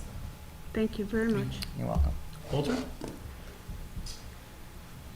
So you had some very interesting questions, and I thought to myself, sometimes it's very important for all of us to walk in somebody else's shoes. Maybe you should take a week off, go to a public high school, go to elementary school, spend a week there, morning to night. What these ladies are saying is absolutely incorrect. I was in a classroom for 38 years. And it's a question of what do you need, what do you want? There are a lot of wants, but there are a lot of needs. Even though this budget is 2.9, solid, but you go throughout the course of a year, it gets very messy. Where are you going to get money for insurance, for state mandates, for new federal mandates, for transportation, for salary negotiation, for legal fees? All of a sudden, you got 5 kids come in that need to be outsourced for special education. That's a big problem. So what do you got to do? You got to rob Peter to pay Paul. How do you do that? Or you come back and you ask for more money. You got to be flexible, and what these ladies are saying, you got to be flexible. I have no problem with the 2.9% budget increase. Let me tell you an old man's story. I started to teach in 1969. My first year's salary was $5,700 for the year. Why did I teach? The school system totally paid for my medical care. So I said, that was worth thousands of dollars. I stayed. I stayed for 38 years. We are getting a big bang for our bucks, ladies. I vote twice for 2.9. I vote twice. Can I vote twice for 2.9? I can't, okay. All right. I'll vote 1.5. Can I vote 1.5? Sure. Thanks, Walter. Just Hillary? a comment. Hillary? Well, it's very hard to follow that comment, Walter. It was beautiful, and I concur. You know, I support this budget fully, and I'm once again just amazed, actually, at the budget presentation that you all gave, and all of the work that goes into it. And I'm just fully in support of this budget. I have just one question. You know, are we able to retain talent with the current situation? You know, with our current salaries and where we are. Have we lost teachers? Are we able to retain talent? So, it's a fair question, right? Yes. I think nationally, people are making decisions about changing careers, you know, coming off of COVID. There's a lot of openings, you know. One of the things that the board did that I was very appreciative of is when we were negotiating contracts, we always look to see, you know, what are other districts paying, right? I mean, the reality is, even if they're close by us, and if they could snag our talent, and maybe we could snag theirs, you know? So we looked at data, we produced information about how many staff we had to replace because they had left, and what it was taking us to try to negotiate with incoming teachers, especially in shortage areas. And when we took a look at that, the board actually had realized that in order for us to recruit talent and in order to make adjustments internally so that our staff want to stay, that we had to adjust from a master's 8 to a master's 10. So that was one of the things that we did. And it's not a master's, MA8 was $68,757 and MA10 was $74,216. So when we budget for any open positions that we may have, we're budgeting at $74,216. Now that's not saying that we're going to fill the position at that, you know, number every time, but it affords us some flexibility if we're, you know, up against a shortage area. We've had a very small pool of applicants and we have somebody really talented. Can you hear me, Hillary?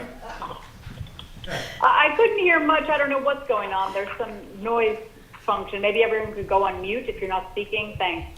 So the bottom line is, well, thank you. Thank you. So the bottom line is we increased our ability to recruit by increasing to Master's 10 as a step. That's a step in the teachers' contract in agreement with the teachers union to $74,216. So if there's a shortage area position, we're more likely to be close to that 74,000 mark.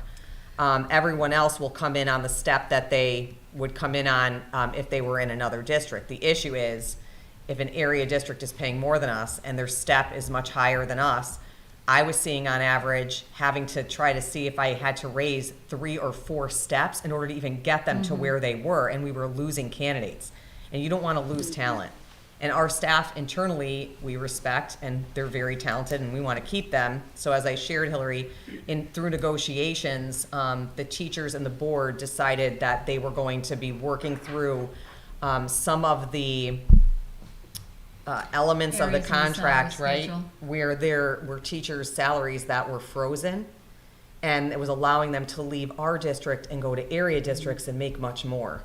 So those are just some of the small moves that the board has made and that we've captured in my short time here that we saw as a need. The short answer to that question, it's a great Thank you. question, is through negotiations. Thank you, I appreciate that. Through negotiations, we have drilled down into retention areas, salary modifications, step schedules, data against those schedules, and working up with a formula that will make it a little bit more competitive.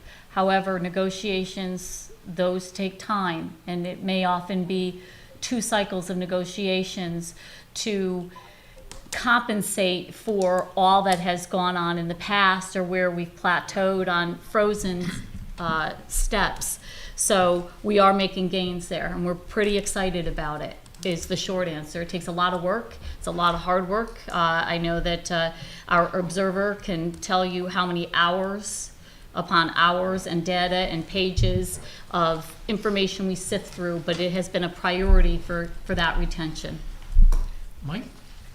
Yeah, one thing you guys didn't mention, which is, I'm sure, an albatross, is the state mandates. I mean, in that line, as we're keeping it wherever we're going, the state's requiring you to do more and more, which is never fun. And many unfunded. Yes. The unfunded is the key word in Yeah. front of the mandates. Thanks, Mike. Real quick, the masks and the learning. So are you saying that the masks were negative, but you feel the kids will catch up by the end of this year? Is that? Well, I don't think it was directly connected to masks, although I do agree with Joe. I think socially it was difficult for kids to Absolutely. overcome. But I thought in the younger age, you don't know what you're reading anymore, but they were saying that masks make it a lot harder For in the the younger phonics. Seeing ages. their lips, Yep. yes, absolutely, yes. Phonics. But Yeah. you're feeling with these metrics that the kids at the end of the school year will be where they're supposed to be? They should be very close to grade level, and if they're not on grade level, we still have other options. We're hoping to get them as close to grade level as possible, and then in the next year, pick up exactly where they left off with intervention and support to kind of make it seamless. Yeah.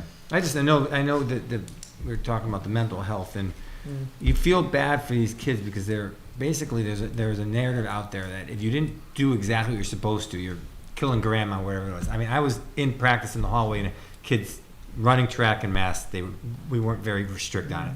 And a teacher walks by and says, "Kids, masked, you're going to kill people." And you hear that, and it's just wrong to try and make a kid feel guilty because they need to get some air in because they're running, and a teacher says something like that. It's just one of the frustrating things I had to deal with, but that's how that teacher felt, that if everyone didn't wear the mask, someone was going to die. I appreciate you bringing that up. I think we all can agree that It was tough. academically, socially, mentally, our youth have suffered. Yeah. They've suffered. And it was hard because I know you guys had your hands tied from the state and the feds on what you could or couldn't do. And the feds, they can't tell us what's best for New Milford, Connecticut, but yet they did, and we were stuck with it. So I wanted to go switch just a little bit. I was reading the paper I just got about the redistricting. Is that something you guys are actually seriously thinking about doing, is flipping Sarah Noble and Schaghticoke? Oh, no. Or- Oh. Yeah, I don't know. I got some paper. We've the had other no day. discussions No. about that. Yeah. No, No, so as a part of the enrollment study, one of the things that came up is that the possibility. when we look at class size, for example, you have to look at it 2 ways, right? You're looking at, the board always looks at equity across the 2 Yeah. buildings, but you also have to look at space allocation, and Hill and Plain is pretty tight, and Yeah. Northville's getting there too, for classroom space per number of bodies, and they have a formula for that. So when the enrollment study came out, there were a couple of recommendations. They showed a line where if you moved it, Yeah, I saw that. it would, Yes. but we've already been, and they shared this with us, you've already been doing such a great job balancing Mixing it between the out. 2 schools, like moving staff and working that out, and keeping space in mind that it wasn't something that the board had to do. They did suggest, and I know this has been a topic of conversation in the past, that perhaps space-wise it would make more sense for Sarah Noble to become the grade 6, 7, and 8 school, and and obviously switch. Swap. Yeah. But we haven't had any conversations about Okay, that. I was just And- curious. yeah, we have so many so many large scale projects going on right now that that's something that we haven't really had I know, as just soon as time you to said that, discuss. I took Like, a big breath going, no. Well, you will be talking about it after tonight. For Sure, everybody that sure, heard it, yeah, so. sure.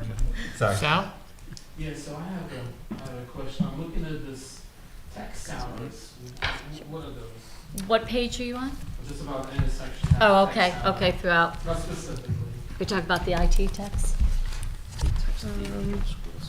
The reason I'm asking for because since yesterday we're pretty much in the cyber war with Russia. You know what happened, right? Yes, I So do. they already announced. I'm in the cyber defense, so I'm kind of worried. Could you give me what page you might be looking at so we can just, 24. 24, okay, to give us an example. Microphone's out. Turn the mic to you, they can't So Sal, to answer your question, what it is, we have individual technicians that are in the buildings. They're shared between the buildings. They don't have anything to do with cybersecurity.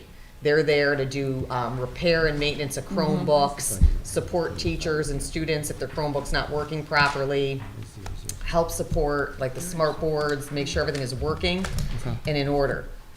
We have one person who is in charge of our entire network. Is it the same person that we have in town of New Milford? Or you have No, we have our own. We have our own. Is there a reason behind it? Well, this person has, I don't know. I can't speak for I could only speak for the fact that I know that that person has individualized attention of our entire server, has oversight of all the network traffic, works in concert with the state of Connecticut CEN network, and engages in conversations about upgrades, about, access points and installation, and oversees that with the Student technology Gotcha. director. I would suggest, so here is my point on this, right? So in the United States, the traffic from point A to point B flies anywhere from 6 milliseconds to 25 milliseconds. You can't blink that fast. Which means if I attack the system, New Milford system, Board of Education, just about anything, I can bring the whole system down within 30 seconds. You won't even know what happened, basically. If you haven't seen something like this, I have. And then you have an FBI come in and all that stuff. It's not a fun story, basically, because they're not happy birthday people. So I'm looking at this. If you don't have information security here, you need it like yesterday. So I'm not sure with the tech. Maybe you train them. Maybe you come up with something else. However that works. But we're gonna have a lot of problems coming in the coming years. My technology director is here. If you'd like him to speak directly to that, I can give him the floor for a few minutes. Sure. Jeff, do you want to come up to the mic? Maybe this one.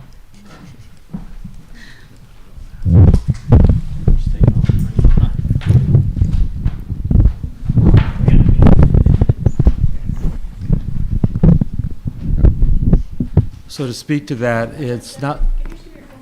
Hi, my name's Jeff Turner. I'm the new IT director. Started on January 3rd.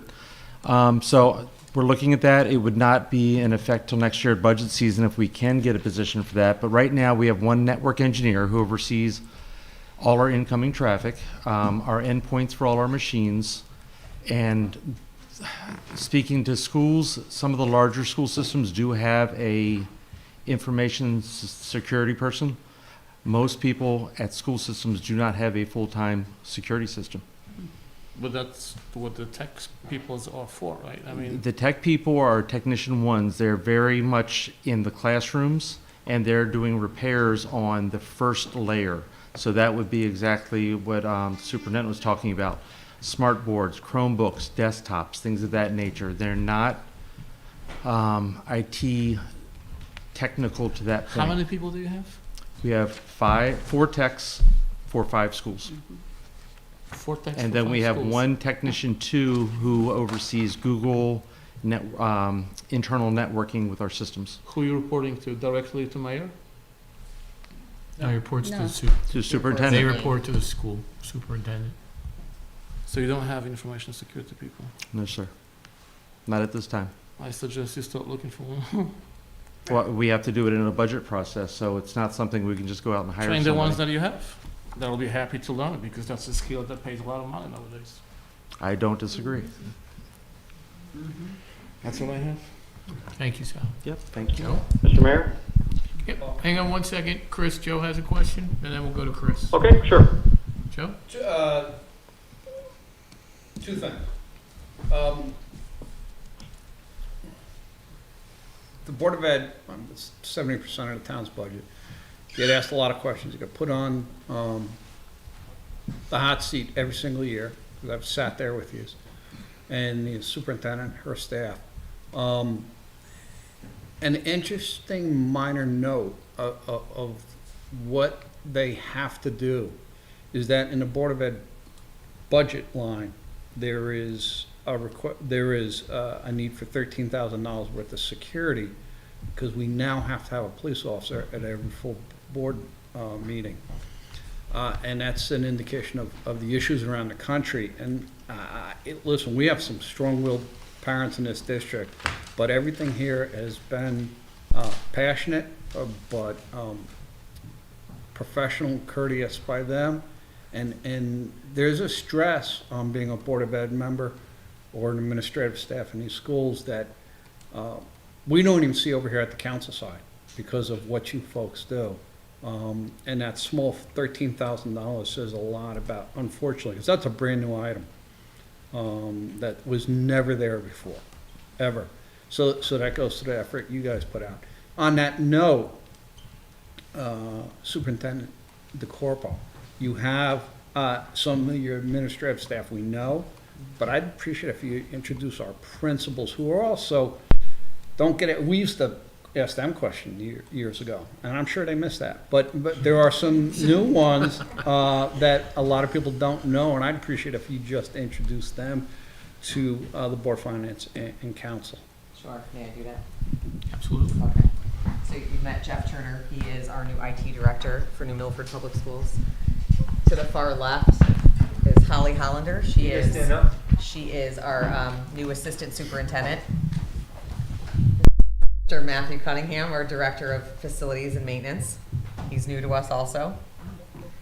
Laura Olson, director of pupil personnel and special education. Laura is, been with me for 6 years since I've been in New Milford, and she's been here well beyond my time. I'm trying to see who else is in that room. Okay, I'm gonna go to Gwen Gallagher. Gwen is the principal of Northville Elementary School. And next to her is Ann Dolko, who is the principal of Sarah Noble Intermediate. This is Eric Williams. He's the principal of Hill and Plain Elementary. Keith Lipinski, our athletic director. And that's, and Mr. Raymond Manka, who is our high school principal. Rounds us out. May I Thank just you. add to that, Mr. Faya, quickly? Each year, we also, it's a standing invitation. We want you in our schools. We will set up a visit. I put that invitation out there last year. I had a town council member take us up on it, and I walked him around for the day. And I really appreciate that. It's important. So at any time, you just send us an email, and we'll see if we can get a bunch of you all together and walk you through the schools. That invitation is always open. Chris? Thank you. And thank you, everybody, Superintendent DeCorpo and everybody on the board, and all the administrators for being here tonight. So just a few comments. I don't want to belabor much. One that would be helpful for me, and I know we couldn't get it for this budget package, but page 6, the big overview, where we look at this year's budget, next year's budget change.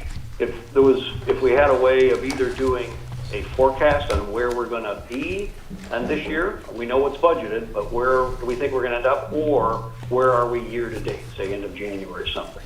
I think that would, from a 50,000 foot view, would help me maybe focus my efforts on the budget. The other thing, and I just want to kind of agree with some of Katie's comments and Joe's comments on some of the data you show.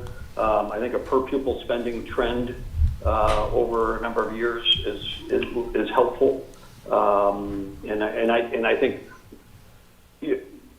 as Katie mentioned, just comparing us to another town without the context of grand list and population and that sort of thing maybe isn't as helpful as you think it could be. And one thing I want to note, and while we're sitting here, I did some back of the envelope calculations. I think your pie chart, you indicated that salaries and benefits are 58% of your budget. So if that's correct, and we throw that into the overall budget of, we're looking at $109 million, what that means is, and this is just to kind of put a perspective on things, that salary and benefits then would, for the school district, would consume 36% of each tax dollar for people in town. One thing I hadn't heard, we talked about some, I know the positions that are being funded by ARPA. Is there are you looking to hire, or have you hired a communications person? That's the secretary to the superintendent? No, it's in the budget, but I won't hire until everything is said and done, so July 1.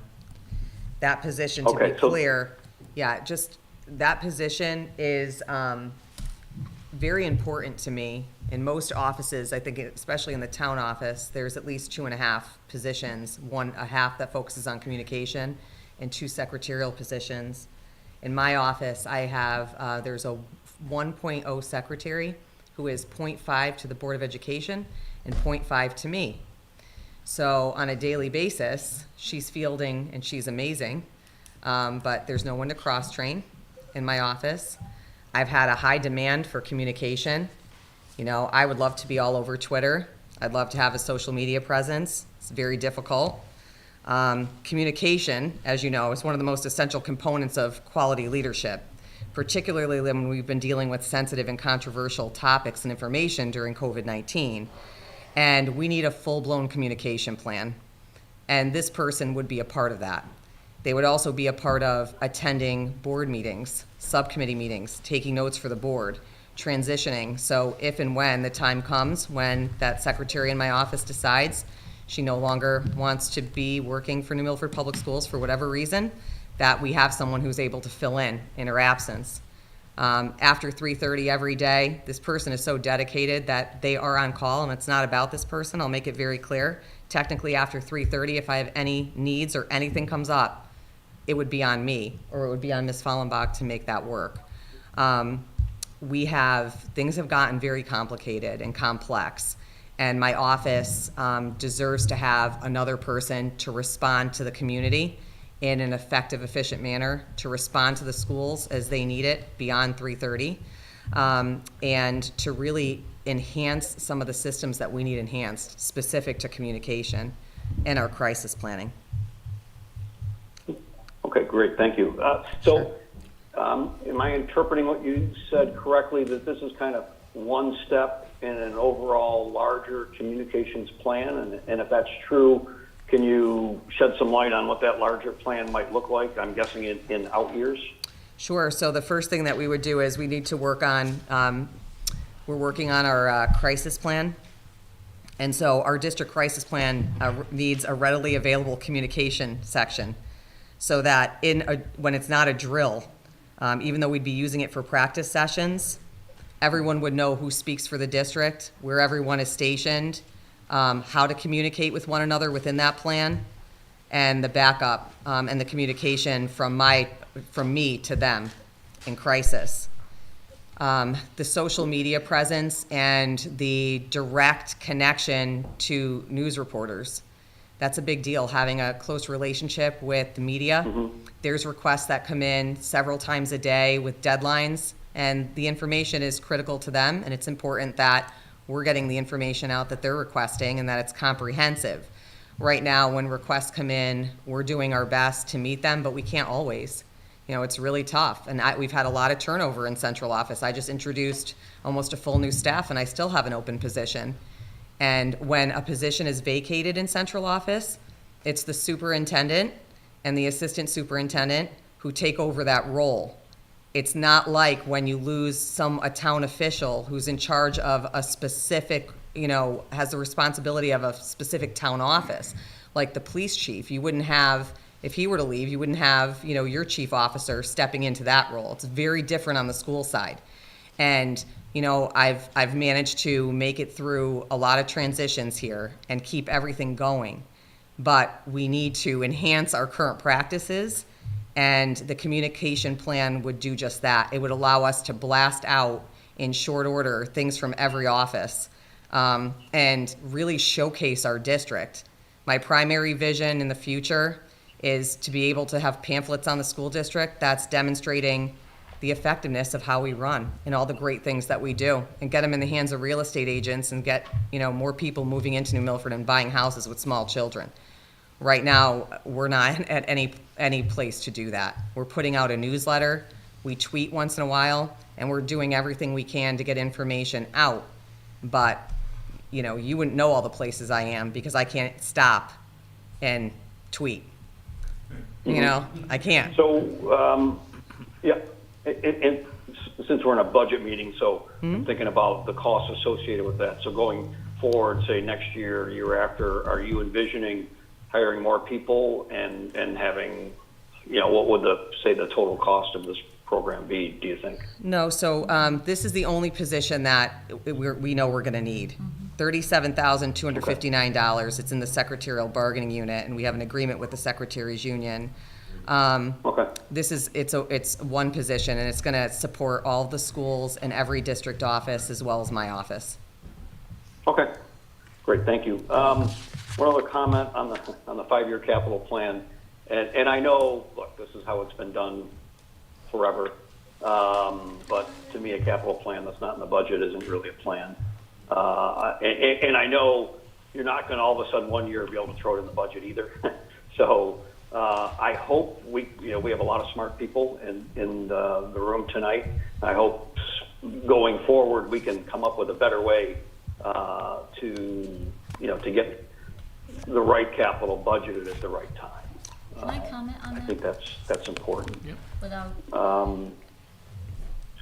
And I think the last thing I'll say is, and where I'm probably most disappointed, and let me preface that with saying I know a lot of hard work went into this budget by a lot of people, but where my disappointment comes in, I was really hoping that I would sit here this year and we'd be talking about combining some services to create efficiencies. Having a shared services, especially in departments that do not directly affect children in the classroom. To me, I look at a budget and I see a town budget of 41 million and a Board of Ed budget of 67, but really the people in New Milford see 109 million. And I believe that between the two entities, that there's an opportunity to the tune of hundreds of thousands of dollars of savings in both capital and labor and not sacrifice services at all. I'm hoping that, and I understand giving up control of certain things is difficult, but I think to benefit our taxpayers, I'm hoping we can really relook at some of these opportunities next year. if I could just respond to that. Thank you, Chris. I appreciate that. Let's talk about first the capital budget. You're correct. The capital plan is in our budget, but it is not financially in our budget. It's a 5-year capital plan. It's a fluid document. It changes, and it changes based on what's happening in our district in that fiscal year. For example, you all may know that we've had numerous meetings with the town in the last year, too many to count, on the capital projects that we're working on, and also collaboration on some of the capital projects. A goal that we have discussed is taking our 5-year capital plan and putting it with the town's 5-year capital plan and correlating what we can do together. And we've had those conversations, and we continue to have those conversations. And we've actually made a commitment to peeling back the town's capital plan and the boards to see what we can do together. And when I say it's a fluid document, for example, we have expenses that have come up recently in the board, unexpected due to the situation at the school roof. We've taken out $600,000 out of our capital reserve because that project needs to be done. That's nowhere in the capital plan. Surprise. Then we have the situation where we have a room that needs to be retrofitted, and it could be somewhere in the cost of $150,000 to $200,000. That just came out 3 weeks ago. That's nowhere in the capital plan. And that is why the capital plan is just that. It's a plan, and it moves. And I think that, to your point, we need to be working with the town, and the mayor and I, on many calls in the administration, have made this a focus of seeing what we can do collaboratively. That you have my word. With regards to combining services, I think that it has nothing to do, in my opinion, of control this or that. They're all taxpayer dollars. How can we do it? How can we do it together? And how can we save money, and will it work? That's the bottom line. 20 years ago, we sat on a townwide efficiency ad hoc committee between the Board of Education and the town of New Milford, in which the mayor and I both sat on that committee. And that committee went on for a year. And we went through every facet and put back a report to this town that where we could possibly collaborate. Now, I think those conversations are happening. I think they continue to happen. And maybe we're not hitting every target exactly right, but I will say that the townwide insurance is a perfect example. You'll save almost $10 million by the time we're done with that. That is significant. Yep, exactly. And so I appreciate that. And you have my word, I'll be the first one at the table on behalf of the Board of Education. But we have to have the data, and we also, that's a year-round conversation. And I personally think that, and I have no problem being really out there in front of this, is there have been some weeks we've been on the phone with the town 2-3 times a week. They're busy. And I'm not saying this isn't important, but we're also coming out of a pandemic. So it is definitely in our vision, and who knows the conversation we'll have next year. Can I add to that? Yep, sure. Great. So Chris, on page 74, we've actually pulled out in the 5-year capital plan what we think we could have conversations with the town regarding bonding. We've started talking about that. I know the town has put together their capital plan. We're gonna meet to see what do they have scheduled coming up and what could we do together. So that's the replacement of sidewalks, you know, any asphalt replacement that has to be done, paving and storm drains, the Northville roof, the Hill and Plain roof, you know, it goes on and on. There's a list between the full district and central office. I mean, we're also in a building at central office that's, you know, not in the best of conditions. And so there's a plan, we're looking to plan to see what more could be done. You know, we had an A&E study. There's a lot of conversations going on with that. We also have combined, we're looking to combine services over the copiers between the town and the schools. A final decision should be coming on that in the coming weeks. And then don't forget NV5 and ESG. Of course. You know, when we talk about the potential of consolidating departments, I have to say that, you know, I've done a thorough analysis of what my departments do. And there's not one department that doesn't touch kids. So I just want to put that out there. My facilities department is responsible for so much and are on call for 24 hours every day. The square footage that they cover and that the maintainers cover is a lot. The training that's required, the compliance, the grants, you know, in order to plan for any kind of combination of any department, I would need assurance that, you know, when I'm looking to make a call on schools and I know that maybe the town needs access to our building or that sports need access to our buildings later in the day, who's going to take care of all of that, all of our sidewalks, all of the clearing when the town's crews are out and about doing what they need to do? I need assurance that we're going to be able to be compliant with everything we need to be compliant for. Yeah. You know, there's a lot that is school specific. I have a list, and I'm not so assured that there's any savings to consolidate in that facilities and maintenance department or technology at all.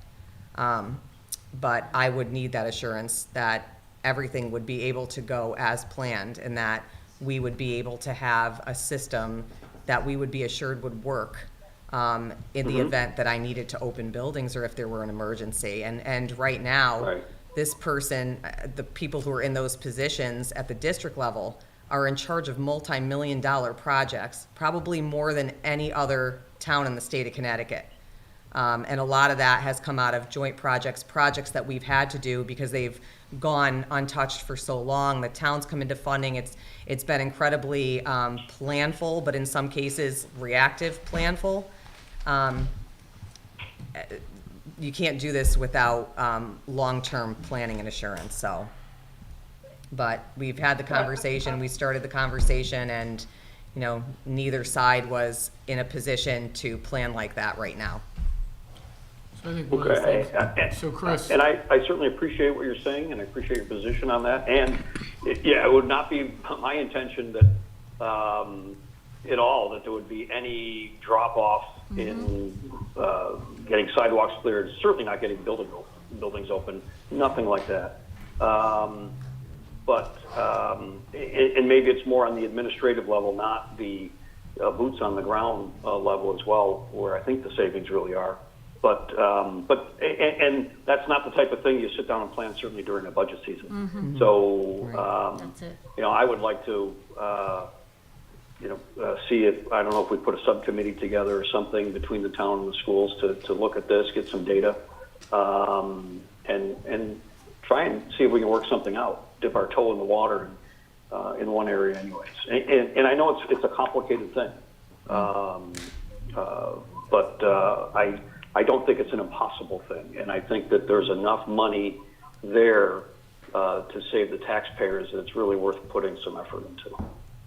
And then the last thing I'll say, Superintendent DeCorpo, I do appreciate anytime I send a question your way, you're very responsive, and with your very timely in your response, and you give me good, comprehensive answers. So thank you. Thanks, Chris.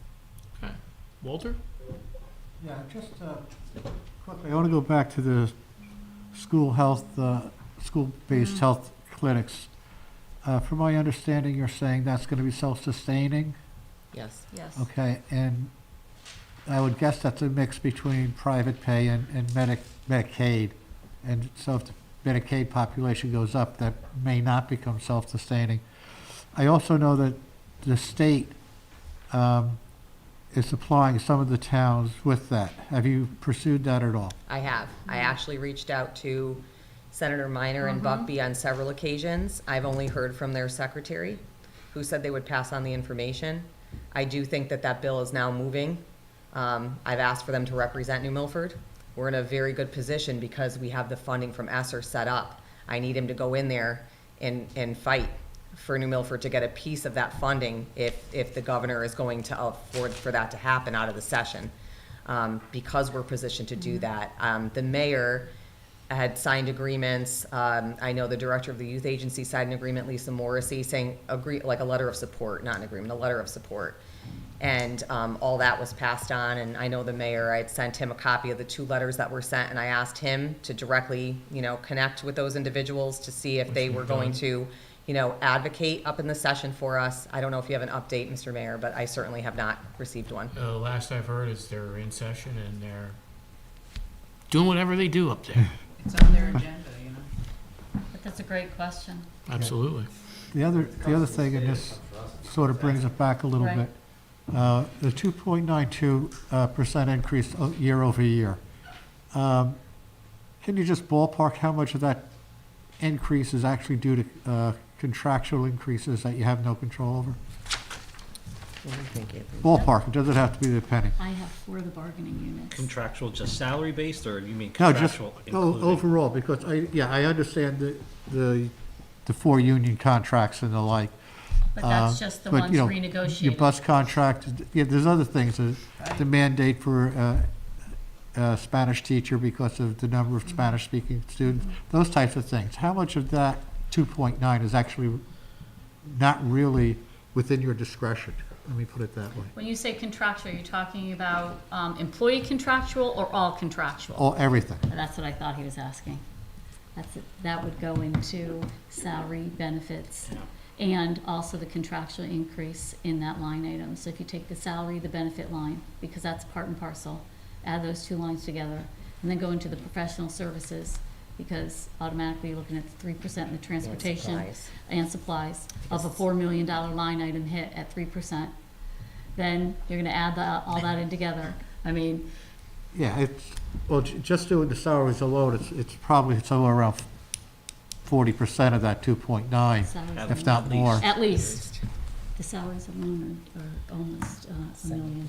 Yeah, we're almost $1 million. And then you've got 3% on $4 million, plus the contract. So, So really what I'm saying, It's safe to say it's the majority, it's the yeah, I majority of the understand it's the budget. majority. And I asked for ballpark. I, I'm just trying to make the You're point trying that to of that see where the 2.9, you're not discretionary asking and for a the- lot of wants. Yeah. It's all really Exactly. being consumed by needs. exactly. Right, there would be carve-outs in each piece, so for the Exactly. salary line,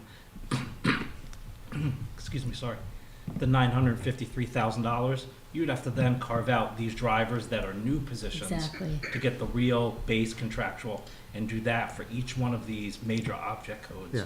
And then you would be left with some that you know, have to make judgment calls, is the increase due to electricity, contractual or not, and then each one drive down. But the salary and benefits here of, $1.4 million almost out of the 1.9 right there, a big portion of that is contractual before you even get into professional services. And or transportation. Transportation. And the transportation is 3% of $4 million, Yeah, it's like I said. just in the regular, so. The increase is not for wants, it's basically all for needs Right, that's correct. that you don't have control over. Right. Any other, Joe? So, I was trying to come up with a one-liner for Walter, but I can't come up with anything good. Don't look Because at he's me. right. You know what? Like entirely, you're right. I mean, it's hard to walk a mile in another person's shoes when you see there. And if I can see anything from the people who are sitting at the table, especially you, Superintendent DeCorpo, you're very passionate, you're knowledgeable, and I could tell you thought, you at least anticipated what we were going to ask, which is more than I can say for some of the previous superintendents that we've had there, which is great. Seriously, I mean, it's like, to get at least mostly straight answers I is, thought he to was me, coming for me. it's great. You always answer my questions, you just always answer your phone. So just to touch on the capital expenditures, I think it was it Councilman Cosgrove? Yes. That had said that. The 5-year capital plan? The 5-year capital plan. Sure. Right. Uh-huh. It would be nice to see at least something other than a goose egg in the budget, because I do think that it does, I mean, it is spending that you're anticipating, even if it's money that might be put into the capital reserve fund from this year's budget that you anticipate on spending on that. I do kind of see that, but it's interesting to note that of the 4.5 roughly $1 million that you have budgeted for expenditures for the 22-23 year, which would be the budget that we're talking about, right? 22-23. Do you mean that- the 1 million? It's $1,073,000. You're going out 5 years, I Yeah, think. you're doing the whole total. We If really- you- Isn't the line item here 3.48 on the next page? You're looking That's- at the joint town school You're looking partnership, at- which we're keeping out of our capital, because we're gonna have conversations with the Right, town you're about right. bonding. No, So that's so not you the so you same. anticipate the town bonding, No. right? On behalf of the school board, roughly $3.4 million, right? Like, No. that roof, know. the NES roof replacement, the $3.4 million, would not be a line item that you're putting in your budget, and you wouldn't bond it directly. We couldn't. That's an We expen- couldn't. That's right, that's an exactly right. expense that goes to the town side. It- So, Currently, the town itself, It- when we're talking about expenditures, right? Talking about school expenditures. Well, the town also does that as well. Right. Yes. Supportively when it comes to debt. right, So currently this year, if you take a look at our 10-year amortization, right? To the tune of $547,000, the town supplements by both debt and revenue. So there's a revenue shortfall in the Sherman tuition this year of about $113,000. right. So the town picks that up. And So we that's do because have of enrollment. but it still falls on the town side. No doubt, The no revenue, doubt. right? Right. And we So- also have the debt that has come on with the Sarah Noble School roof, Right, and also with the New Milford High School roof that continues on. right. That's just part of proper planning that we try to do, and working with the Board of Education. These are all town buildings. The good news is we're actually having these discussions. No, And we I just are. wanted to be clear that that's, Absolutely. are. Because one of the things, Joe, is Wait, who, can I just ask one question? Who owns the building? The town? We Town are the of Milford owns stewards. the building. Yeah, the town owns, Okay. we're the Yep, stewards of the thank you. building. And one of the things, Joe, that I've said to our council, and to the board when I come before you guys is, now's the opportune time to make as much investment as we can. Reason being is the costs are going through the roof. Yeah, And then- no pun intended. Chris No. asked about Because the, Joe, the building, this is a capital asset, so if we, the building is one of the town's assets, right? So, I'm confused by the question. All right. I just wanted to be clear on the fact that this breakout page is a separate, it's still part of the school capital planning, 'cause it's in your budget, not in the town's capital plan. right. But it is a capital expense that would effectively be on But the town actually, side. page 72, if you look at page 72 of the 5-year capital plan, line 1, first column, 2022, 2023 budget, at the end of that line, you'll see the 1,073,000 for the school 5-year capital plan. 5-year capital plan, right, What okay. we've done on the 5-year capital plan, as you see in bold, not to be included in other grand totals, it would be remiss not to put these things on the radar because we know they're out there. No, and I that's know. what we did. No, like, it's I didn't great. mean, did that sound offensive? No, I no, didn't no, mean no, to. no, I'm totally cool. Right here. What's Joe, that? I wanted to point out that too, though. paragraph. Yeah, on that- no, I did. I just, Okay, all right. On that 5-year, the carve-out, Yep. you'll see it's a central office for like the last 4. Right. Those might not come to fruition, because if something happens with East Street and we go somewhere else, we would not, like, no one would be taking on, I mean, maybe the town for other reasons, but we might not have to do any of that. Right. But if we stay, we did want to capture that, You have because to it's at least part of a put it- larger right. conversation. You have to put it out there, so at least, as No, we no, all say, so the public knows we're aware of it. Yeah. Whether we have to draw on it or not, that's a different situation. That's why the capital in totality, when the capital reserve was designed, I kind of look at it a little bit differently. Yes, I'd love to see some capital in our budget that you can recognize, but the capital reserve, each capital expenditure goes through basically 6 swipes at the apple. It goes through operations, it goes to the board, it goes to the town council, it goes to the Board of Finance. You have all these entities looking at those expenditures, guarding taxpayer dollars that were reinvested from appropriated funds. So it actually is an extremely transparent process of individualizing every project. all right. And I didn't think it wasn't transparent. I just didn't understand it. And I wanted to make Sorry. sure that, because when I look at it and I see capital in your budget, right, but it's not reflected in the town's I budget. hear ya. Right, but this is actually an expense that would go to the town, right? That's bonding of a roof project or something. Yes. Something that's really large like that. I mean, we wouldn't expect the Board of Ed to, like, you know, go to bond for $4 million or Yeah, we whatever. couldn't. We should be anticipating it and whatever. Anyway, I just wanted to. Now, you had said something about not wanting to buy band outfits earlier. Oh, no, we No. want to. You want to? Did you? Is it in the budget? It's No, in the the capital town- plan, the town did. the town So you had purchased leftover those. funds. So Joe, what we did last year was Yeah, no, I didn't say I that. don't know what happened. what we did with surplus funding was, we did the band equipment, band uniforms, we did the athletic uniforms, we did the enrollment study. All, we knew it was a need in talking with the Board of Ed. We had the ability to do so, to help out and partner, and that's what we were able to do with the approval of the Town Council, Board of Finance, and the town meeting. But on that, with that initiative from the town, it brought out conversations of, okay, well, we don't want to be here 10 years from now in the same situation of having a large expenditure, hoping someone will pick it up.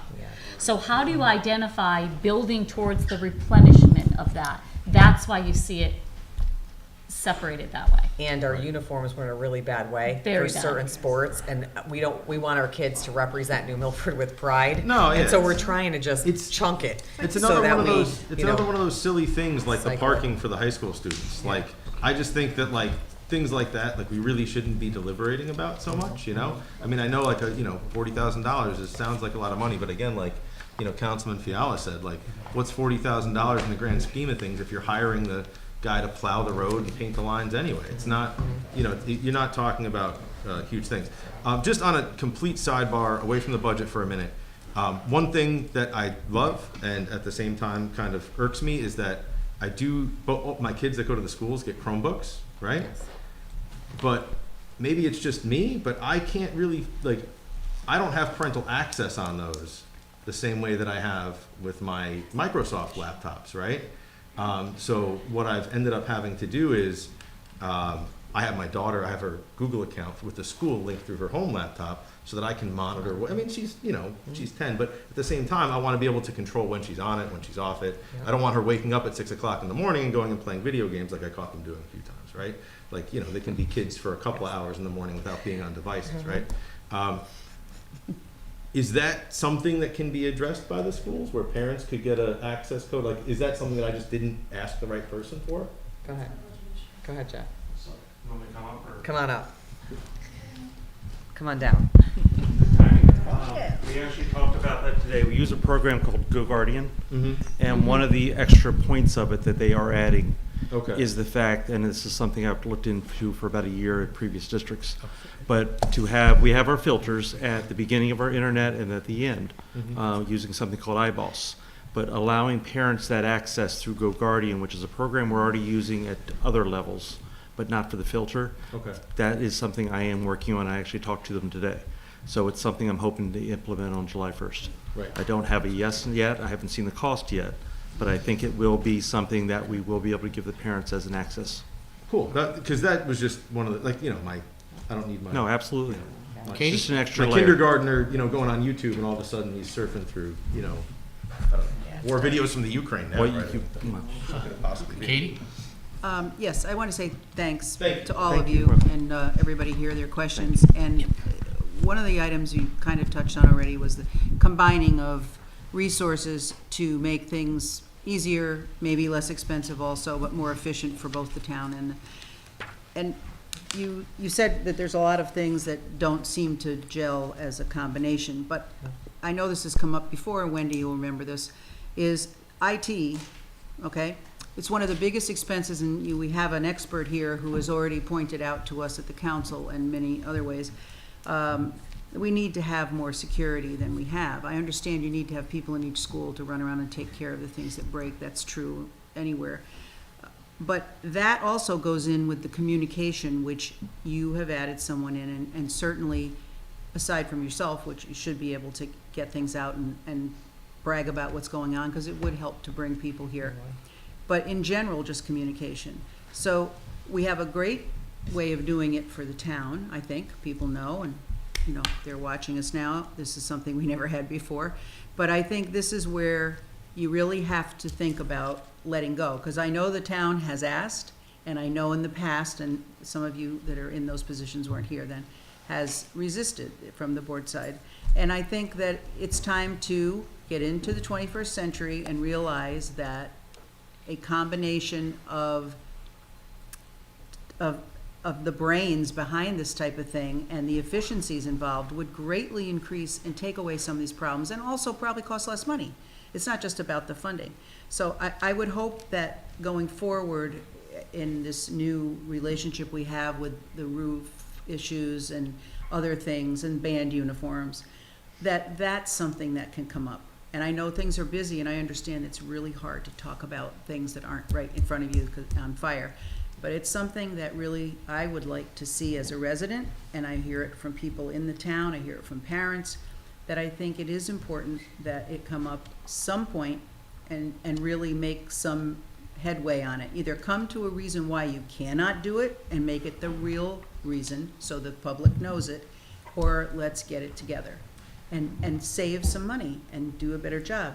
Alicia, you do a great job, and you do need to have somebody to take care of that.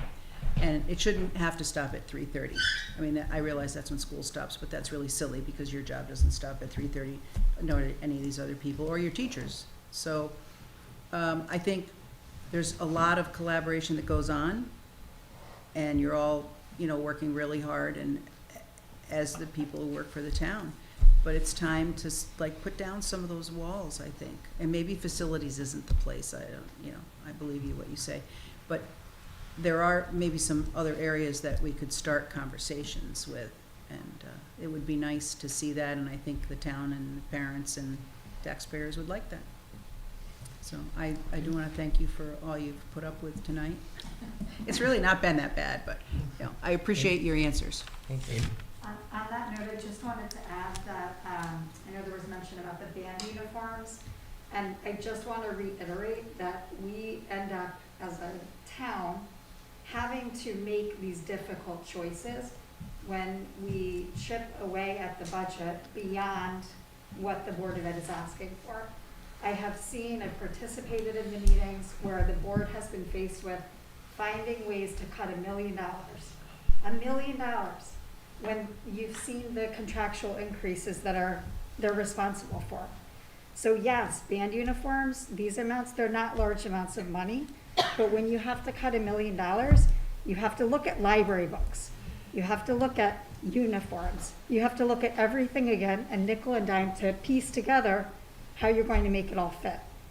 So I just encourage us all to think about that and think about all this as we enter into the next months. And thank you for putting this together. Thank you for the transparent Anybody process. else? Can I just I appreciate it. piggyback on Councilwoman Francis? Just real Mr. Mayor. quick, just 1 second. Joe, no school tomorrow, Joe. Okay? I know. Okay. But this is just like totally an aside, right? Like, yes, last night we had the police here, right? And I thought that the police chief gave the most amazing presentation because he really was able to highlight all the ways that he was strong and not the ways that he felt that his budget was deficient, right? And I kind of feel like one of the reasons I always have my dukes up with the Board of Ed, right, is because the first things you guys do is you come in and you're like, our budget's been cut. And I go, no, I've been sitting here for almost 10 years and I know the budget has never been cut, right?